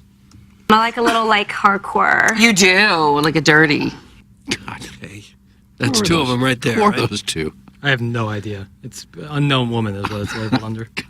It's got to be a podcast of some kind. I'd have to think. Like the dirty. She turned into a Valley Girl. Remember when that was a thing? Okay. Yeah. Well, there you have it. Trick or treat, bitches. Oh, Well, we're chock full of women on this show. almost more than we can handle. Because we don't really want it to turn into a women's issue show. The funny thing is, I bet we have more listeners than anybody really believes. But most of the women who are on YouTube or text in are actually guys. Yes. But we do have a lot of women listeners. I don't know. I think women are aroused by us. And that's a great thing. Right. It's less so the content, more so the appearance of us. That's the whole appeal, is just that we're marvelous beefcake? Correct. No, my vibrator. Okay. Now, a lot of the UPS guys and Amazon guys listen to this show. They do? Yeah, because they'll come by and say hi. But there was a girl last week who was delivering a package. She goes, "Love your show. Some of my coworkers turned me on to you. guys are funny." Wow. So there was a girl listener, a girl UPS driver. No fooling. Jack Smear? Okay. No. I wouldn't lie about that. Oh, okay. There are a couple of FedEx guys and UPS guys that listen. Even if they don't deliver a package to my building, but they drive by, and if I'm outside, "Eggs, love the show." As they're driving by, they say that to you. Yeah, well, they're only going like 2 miles an hour down my parking lot. Okay. But there was a girl last week that said her coworkers turned her on to the show, and she loves it. I'll be darned. I'll be darned. I mean, it's quite obvious at this point someone is being lied to. Mm-hmm. Colonel. Been lied to. He's going to be with us at 10:15 on Balloon Party, brought to you by James Carlton. The Colonel will be Doug. Okay. Look forward to that. He is convinced Brady Cook is playing. Jackson, you got about $1,000. Brady Cook starts. Yeah. Yeah, I kind of think so too. No doubt. To me, at least. I mean, if he goes out there and it's Drew Pine, and that's the little graphic before. And Chairman Kurt, what do you think? $5,000. Betting $5,000, Brady. That he plays. Yeah. I think it's like, to me, it's like transparent kind of gamesmanship. But if the Vegas line, I guess that's more than people betting. Yeah, I guess that helped us get extra points if you want to bet on the Gers. Yeah, I guess that's reflective of it. But I think he's going to play. Because if it's not him, I have Mizzou right now as like a 8 to 10% chance of winning. If it's Drew Pine, it goes down to 2%. Mm-hmm. Drew Pine's going to shove it up your ass. Oh. I hope so. I pray I'm wrong. God, I just want another couple weeks of hope. Yeah. Well, you hope he plays, but then again, how effective is he going to be? Probably can't run. I don't think we'll see a lot of Brady Cook running plays. We'll see. That ain't a bad thing. Yeah, the designed runs, no thanks. But his ability to scramble, that was key in the fourth quarter against Auburn. Can a fella play with a soft cast? Is that legal? You can play those ankle spats, like the tape around the ankle and shoe, but I don't know how much that helps. They've done that for years. Yeah, but I don't think you can play in like a real cast. Sometimes the linebackers will play in like what seems like a cast. Yeah. Jack Youngblood. Yeah. It was more like a club. Yeah, that seemed real like a hard plaster cast. Yeah, it was, and that's why they had to outlaw those. You can't do that. anymore, no. I mean, if Pine plays, you think you're going to see a lot of Wildcat? Luther Burden? Mookie No. Cooper. Mookie Cooper's out. Yeah, well, he may play too. He's been listed as But there'll be a lot of that, a lot of sweeps, a lot of Wildcat, a lot of screen passes, I would think. Maybe a lonesome end. With the lonely eye formation. Split T, lonely eye. Is to take 2 steps and get the ball in Norfleet and just let him see what he can do. Banged up too. He's also hurt. Well, a lot of people hurt. Yeah. Big time. Jordan Harris. Great hands last week. Mm-hmm. Doug, we get a chance tonight to see the Yanks and Dodgers for the first time in the Fall Classic since 1981. Wow, look, Jack Flaherty gets the ball for the boys in blue, and the Pinstripers will have former Cardinal Luke Weaver closing her out. A former Cardinal slab tower starting game 1 of the World Series. Why should that not surprise us? He was awful his last game, though. It's funny. Game before that, 7 shutout innings. He's got decreased velocity here as of late. Yeah. I was going to bring this up on Balloon Party yesterday. We ran out of time, but MLB, since the wild card era, this will be the second time where both league MVPs face each other in the World Series. That's it? Yep. Happened in 2012. Can you name those MVPs? Oh, that's a good question. I like this trivia question. Can you give okay. us the team? No, don't, because that's an advantage that I have. It's like being able to read green. Sorry, bitches, you don't know how to do it. Oh, it tastes good. 2012. Oh, God, I don't feel. Year after the Cardinals. Boy, I really don't know. I'll go Cabrera and Sandoval. Cabrera is correct. Giants players. Posey? Posey is correct. Posey was. I was going to go Posey, but I'm like, I can't imagine he was MVP. Cabrera and Posey. That was the first time in the wild card era, and then pre-wild card era only saw it 5 times. In the history of the game? Well, that starts in, I guess, 69. Ah, okay. Yeah, 69. Did any Cardinal World Series have that? Possibly 85, but I don't know if the Royals would have had it, because Willie McGee was MVP in 85. Hernandez in 82. I thought he was co-MVP in 79 with Willie Stargell. 82. Yeah, who am I thinking about 82? Willie McGee. Cardinal didn't win. He was at 85, and Willie McGee was a rookie in 82. 82 MVP. Who was the 80? Dale Murphy, maybe? How about the Cardinals? How about Orlando Cepeda in the National League and Denny McClain in the American League, winning 30 games? The Cardinals are not featured in the MVPs. Nice stat, ass. You win 30 games and you're not the MVP? You can bring it up with the committee 40 years ago. What kind of list is this? I didn't make the damn list. It was a great article in The Athletic, though. I enjoyed reading it. Because like you see it in like football, basketball, hockey, we see MVPs. Okay. Or always 2 superstars playing each other. Yeah, because basketball doesn't have 2 MVPs. Right. Do they? Right. Okay. Guys, Dale Murphy was the 1982 and 83 MVP. Thanks. Can't get in the Hall of Fame. Yeah. Really? Don Mattingly can't get in either. That's weird. His stats line up really well against a lot of people that are in. I believe Dale Murphy retired on our show. I beg your pardon. He came in here, laid down his spikes, and said, "That's it. I've had enough." Was this before someone punched Sam Snead in the stomach? No, this is when I was producing Jerry Gross's show. And we were doing that national show, but it was carried on 590, and we'd do the show from Lou Brock's restaurant. And somebody back in the studio in Vegas said, I just got word that Dale Murphy's going to announce his retirement. And so I did some digging, made some calls, and found out what hotel he was in. And we called him, got him on the air, and I believe he said he's having an announcement he's going to retire. But I think he said it on our show. How about that, Doug? Breaking news. Breaking news, Jerry Gross. Yeah. Rest in peace, he was a good man. He was the play-by-play announcer for the St. Louis Hawks when the NBA team was here. Yeah. Really good. Long really time, dynamite. I think San Diego State play-by-play guy for a long time. He's a good dude. Yeah. Jerry Gross. What is he doing a show in St. Louis? It's beyond me, but I don't know. Just breaking news, I guess. I was named as producer. Mm-hmm. I just saw a wager that might intrigue. Now, 3 weeks ago, I was the one who gave you Missouri against Texas A&M. Cashed. Last week, I gave you the Georgia-Texas over. Shipped it. Mm-hmm. I love Jalen Milroe over 41.5 yards tomorrow against the Tigers. Rushing? Yeah. They count blitzes in college, but they count sacks, but I don't think he's going to be. Shouldn't be much of a factor. I don't think it will be, given the talent they have at wide receiver. Yeah, I think that would probably be a pretty solid bet. I would think it would be, yeah. Ryan Williams should get behind the defense while Toriano Pride stares at Milroe. And his over-under on receiving yards is 75.5. Luther Burden's is 56.5. Theo Weiss, 45.5. I always like completion, like receptions more than Yeah, I like agree with yards. you on that. Like yards or reception more than completions or yards. But Luther, he might like have like a 30-yard gain on the ground, not necessarily catching the ball, and that would kind of hamstring you. Mm-hmm. But if he gets a 30-yard gain on the run, I'm just the You'll happiest. take it. I'm Sure a you will. Happy little guy. Over under passing touchdowns, Brady Cook at 1.5. But what? Boy, you gotta go under and hope he just doesn't play. It's plus 152. The over is 1.5. The under, you can get that at minus 200. Oh, Jesus. And Jalen Milroe over 1.5 is minus 122. The under of 1.5 is minus 107. Probably link up a little parlay there. A prop parlay? Yeah, that's always Now, dangerous. if you bet under right now and he doesn't play, does that count as no bet? I guess it depends on your book. Yeah, I don't know. Sometimes it'll like be contingent on the player playing.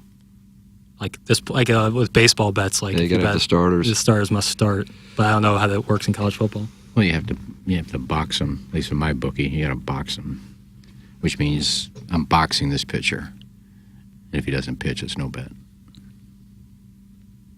Okay. I don't know if you have that online. You can do that. I just don't. I mean, I picked him to win. I don't really know why. More of that 10:15. coming up at 10:15. Way to break it You'll be down. able to catch more of that. Looks like on most books they void the player props if they're inactive. Okay, there you go. My guess is he'll be active. Oh, yeah. But then the question is, can he stay up throughout the game? Can Missouri score 2 touchdowns in general, and both of them be passing touchdowns? Yeah, that could kind of be a form of emotional risk management. They really like to get to like the 5 or 6 yard line and then run it in. Like the long Yeah. touchdown plays have not been there as much this year, but the fake sweep to Luther and Brady runs it in, or just a power run, has been their red zone offense. Oh, how about this? He's right. The Dale Murphy retirement played last night on a 75-minute death loop on the TMA. Is this thing still working all day app? And it's just a 45-second clip played hundreds of times uninterrupted. That's in the Ghost of Gangster Pete's hat. Yeah, I was thinking, I thought people wouldn't get it at the 70th time, so I say let's just go 75. Just keep going with the death loop. Yeah. And I don't know why we'd have that audio since it was from like 1994, I believe. No, I have to go digging. Inside STL has just acquired all audio of all time. Well, it was all 590. It was 590, which means there's a good chance it wasn't recorded anyway. And it sure as hell wasn't saved. Hey, guys, who was the hottest World Series champion in 1983? Boy, Doug, that's a good question. I guess Floyd Rayford? Sugar Bear. What is that? Baltimore? Yeah. I don't know. So, I mean, that's the right answer. Floyd Rayford was the hot. We're talking about who's cute. Jim Palmer retire already? Jim Palmer on the 83 They don't Orioles? give that award out as far as I know. Who's the cutest player on They the give world out the team? MVP, then they give out the cutest thing, but Okay. the cameras cut away. Okay. He was a very That technology and stuff guy. Very good looking man in his underwear. That off. Floyd Rayford? Jim Palmer, but I don't know if he retired in 83 yet. Okay. I remember he did a lot of underwear commercials. Yeah, so he's very attractive, but I think he might have retired by 83, considering he was winning all those games in the late 60s, early 70s. Jim Palmer was all-state in 3 sports as a high school kid. That's pretty hard to pull off. Football, basketball, baseball? Yeah, I think that's Well, I think the answer there is Tippy Martinez. Ooh. Taking a look at him. Yeah. See, I'm going Glenn Gulliver. for heaven's Well, sakes. Floyd Rayford was on the 83 Cardinals, 84, 87 Orioles. Damn it, all So the hell. he's- Boy, he he's just missed out. him. Yeah, he's out. Ooh, Storm Davis. George Are we Storm really Davis. doing this? But what a name. Storm We're Davis? looking at the 83 Baltimore Orioles roster to see who is the cutest. Ooh, Tito Landrum was on that team. Yeah. That's probably the answer. Gosh. Rick Dempsey, if you like mustache rides. Now, okay, this is where it gets tough. Rayford was traded to the Cardinals on June 13th, 83 from the Orioles. He probably got a World Series ring. Might have, yeah. So, therefore, you can still answer Floyd Sugar Bear Rayford. Yeah. And it count, but I guess the right answer is Tito Landrum or Tippy Martinez? I don't know I'm what the going right Tippy. answer is.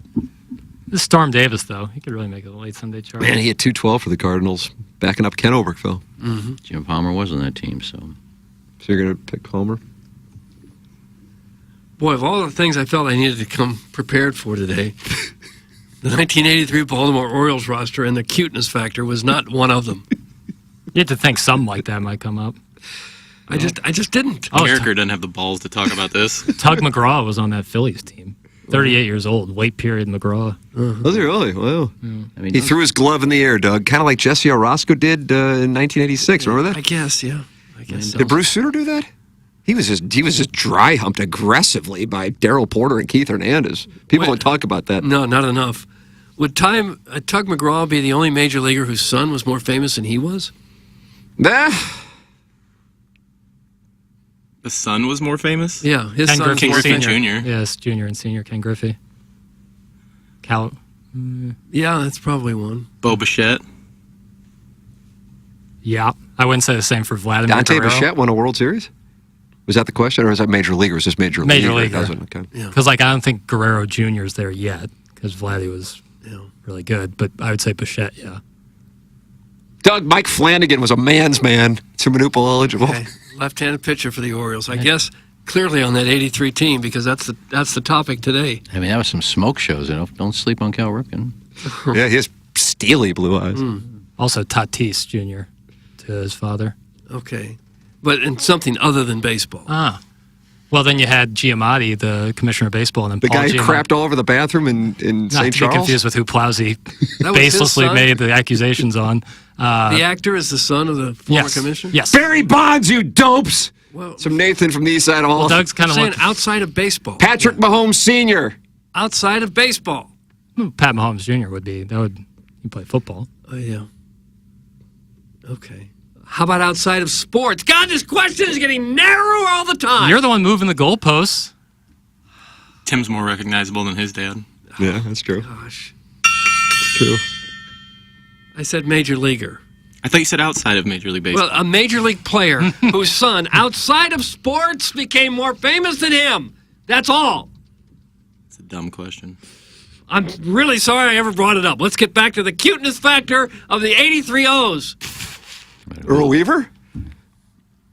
If you like, little banty roosters. Who was the best father-son combo?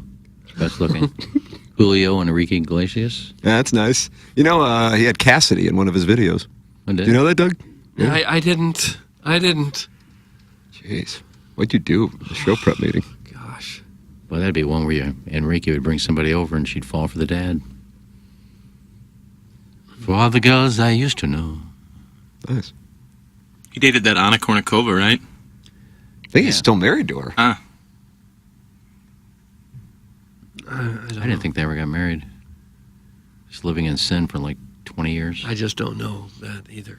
Doug, this just popped up on my memories. I think you enjoy this. Tim would probably enjoy it too. What? You know, we do so many great giveaways here. Back in the day, not so much.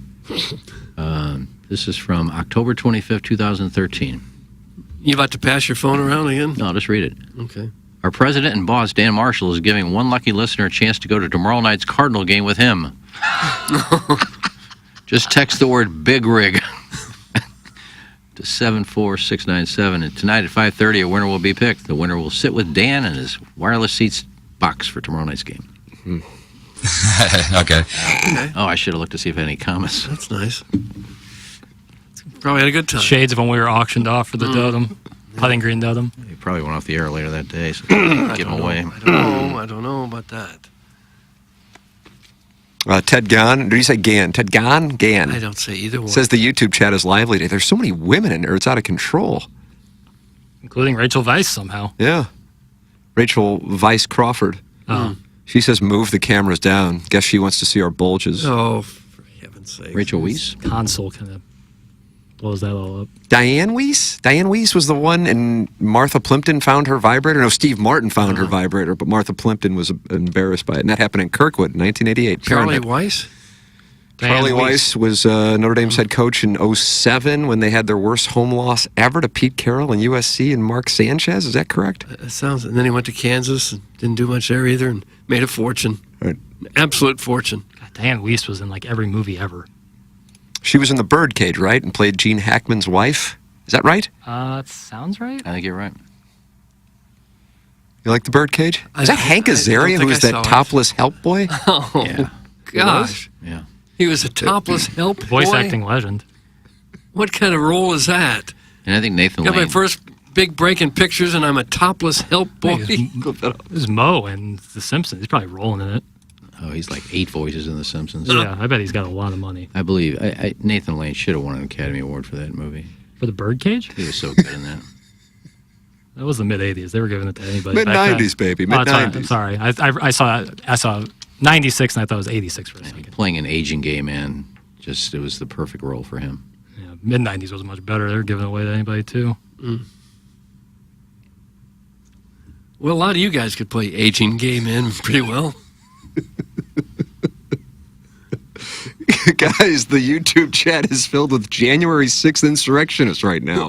I don't see it. The Dogtown Q Amsterdam, Shaman? you must. I don't know. I see a bunch of ladies in Cucky the Dwarf.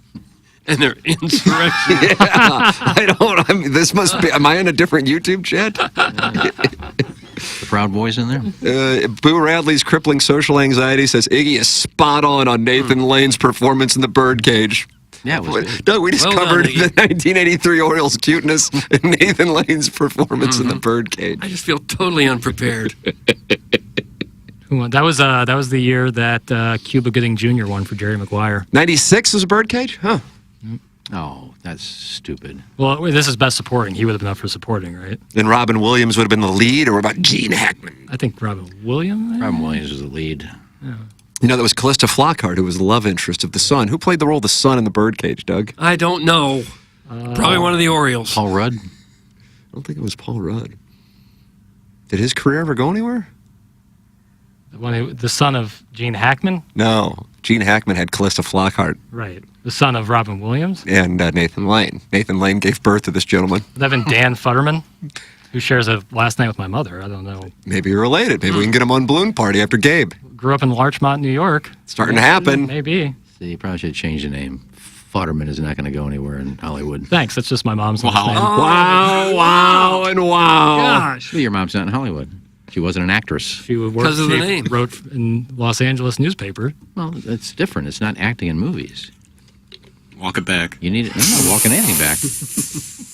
It's fine. It's a great name for people that aren't in Hollywood. You think Ken Strode as a name would have made it in Hollywood? No. Iggy Strode is. That's a good stage name. I agree with that. I'd have probably went with Dash Rip Rock. I like that too. I think that was in Flintstones. I think it was. Either that or Bellevue Hillbillies. There's a new Stag actress, and she's pretty, Doug. I think you probably would agree with I me. don't know who it is. But her name's Mary Rock. Like, what are we doing? I want to pull her aside. Who gave you the stage name, Mary? Single syllables. Mary Rock? It's all single You syllables. need alliteration, too. I mean, what are we doing out here? Like Rita Rock. I don't know about that. Jackson, are you the one that brought up Haley Davies? Haley Davies. Australian? Oh, I know about Haley Davies. I don't know anything about. I thought you mentioned that on a QFTA when... You were talking Haley Davies? Wow, look at you. Was I? I don't think so. Hey, it's okay if you find her No, attractive. I get it. I've Is your mole listing and she doesn't like that you like Stag? No, maybe Gabe Davis. I don't remember anything about Haley. I think I might have mentioned Phoenix Marie once. Yeah, you did. And that's so, she's like, I would think she's in her late 40s. For you to be aware of Phoenix Marie, that's old school Stag. You know, someday there's. You've always been a fan of film. Yeah, that's what I'm into it for. I like the production value. She's kind of a tall and dominating lady in her roles. And if that's your kink, I don't want to kink shame it. Hey, that's good. Don't kink. You're going to kink shame Jackson? Yeah. You know, like. How does it come up in conversation? Oh, how about that Phoenix Marie? It's called doing a podcast with Tim McKernan.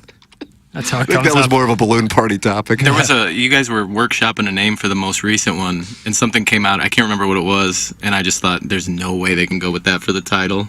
Something very X-rated. Oh, is that right? Yeah, yeah, you did bring up Phoenix Marie. Yeah. That's a surprising play. Hey, and if you like her, I'm not going to... We've talked, some people are surprised by my love of Abigail Mack and Ella Reese since I'm so anti-filler, and I respect it. I've been called to the carpet on that before at Thanksgiving. Well, we've talked about before, like, you know, how I enjoy, like, Rebecca and Ted Lasso, Charlize Theron, like, taller, you know. Oh, so that is your kink? I don't know, maybe. I really haven't So would you go out with, like, Sophie Cunningham? Yeah. All right. The basketball player? I love her. There you go. Look at this. How tall is she? Doug, we're chock full of subs in the studio. 6'5", Sophie Cunningham? She's 6'5"? I don't know. She's not that tall. Ooh, She's a girl 6'4"? from Game of Thrones. 6'1". She's only 6'1". Yep. Really? She played Sansa in Game of Thrones. No. You think what? She was a Sophie Mizzou Cunningham? basketball star, Sophie Yeah. Cunningham. So Faller? Yeah, I didn't think she was really tall. 6'1". I was off. Jackson, is you're she thinking well- of Sophie Turner, Iggs. Is she well respected in the WNBA? Like, is she Yeah. big? Yeah. She's She's in a kill in broadcasting. she's like she's in like tier 2 or 3 of stars. Yeah. Simpy Libby, Jackie loves being dominated. That's from Shakira Sanders, and here it goes. That doesn't feel There's good. a point of That doesn't feel diminishing good at all. returns when you open your mouth in this program, and I've reached that point. Mm-hmm. Actually, I've reached it a long time ago. Phoenix Marie is great at holding little twinks like Jackie in the air and giving them oral. Doug, that's from Strap On, and that's number 18. That's the 18th Strap On in the line. How tall is she? She strikes me as a bigger woman, but I mean, I'm a tiny little twink myself. Doug, do you have the height on I don't- Phoenix? I would look it up, Fresh but this out of is a Heights. Hubbard machine. I'm doing it on my phone. More than That happy boy, to turn do the it. Wi-Fi off. Probably on one of my Too late. favorites. 5'9". Yeah, to me, that's a giant. If she's in her 40s, how do I not know her? That's usually my bailiwick for porn stars in their 40s, 50s, 60s, 70s. How old is Phoenix Marie? 43 bills. Okay. 5'9". Yeah, she gets rough with her gentleman lovers. Oh, she beats him up. Yeah, she's definitely a dominant one. Not my kind of scene, but again, I don't want to kink shame. If that's Jackson's kink, No. I'm supportive. Really? You want to be roughed up? No, I don't By want this to be roughed Amazon. up. No. Jordi El Nino gets thrown around quite a bit. Doug, Jordi El Nino. What the hell is He's a that? light-hitting second baseman from San Pedro de Macorís. Doesn't El Nino mean the boy? Yeah. Sergio Garcia. You know what can be really hot? is I was watching something the other night. Just kissing. Gosh. For some reason, that makes my skin crawl. Just now, there's Time no to take a break. No, there's no sex involved. It was a mom teaching her daughter how to kiss. Oh, gosh. See, that's It's been a great 20 years. creepy. Why is that going to get us kicked off the air? Guys, just did some quick research. Phoenix Marie looks like a man and looks to have, I can't say this word, love button bigger than Libby Jack's manhood. What a soft little simp he is. Doug, that's from Beer Cats, and he had the date with the Gosh. bisexual woman. He sure did. He's doing well for himself. And he doesn't like the direction Jackson's career is headed. At least I can see my manhood. Wow! Oh, gosh. Somebody on my side. Ouch. Didn't see that coming. Listen, he's taken like 1 billion shots, so I'm going to just give a little one back. That's all it is. Just a little jab Had it back. coming. Yeah. Libby Jack, put that ball gag back in, you bitch! That's from Mr. Siders. I don't think I do well in a ball gag. Like sometimes even brushing my teeth, I'm like, "Whoop." So You almost gag brushing your teeth. sometimes, Yeah, sometimes, How do you come up with a safe word if you got the ball gag in? right? Put it You have off. to- like a hand signal, like when Oregon gets a first down. How about a timeout? Timeout signal? Yeah, That give, might be give me it. 30.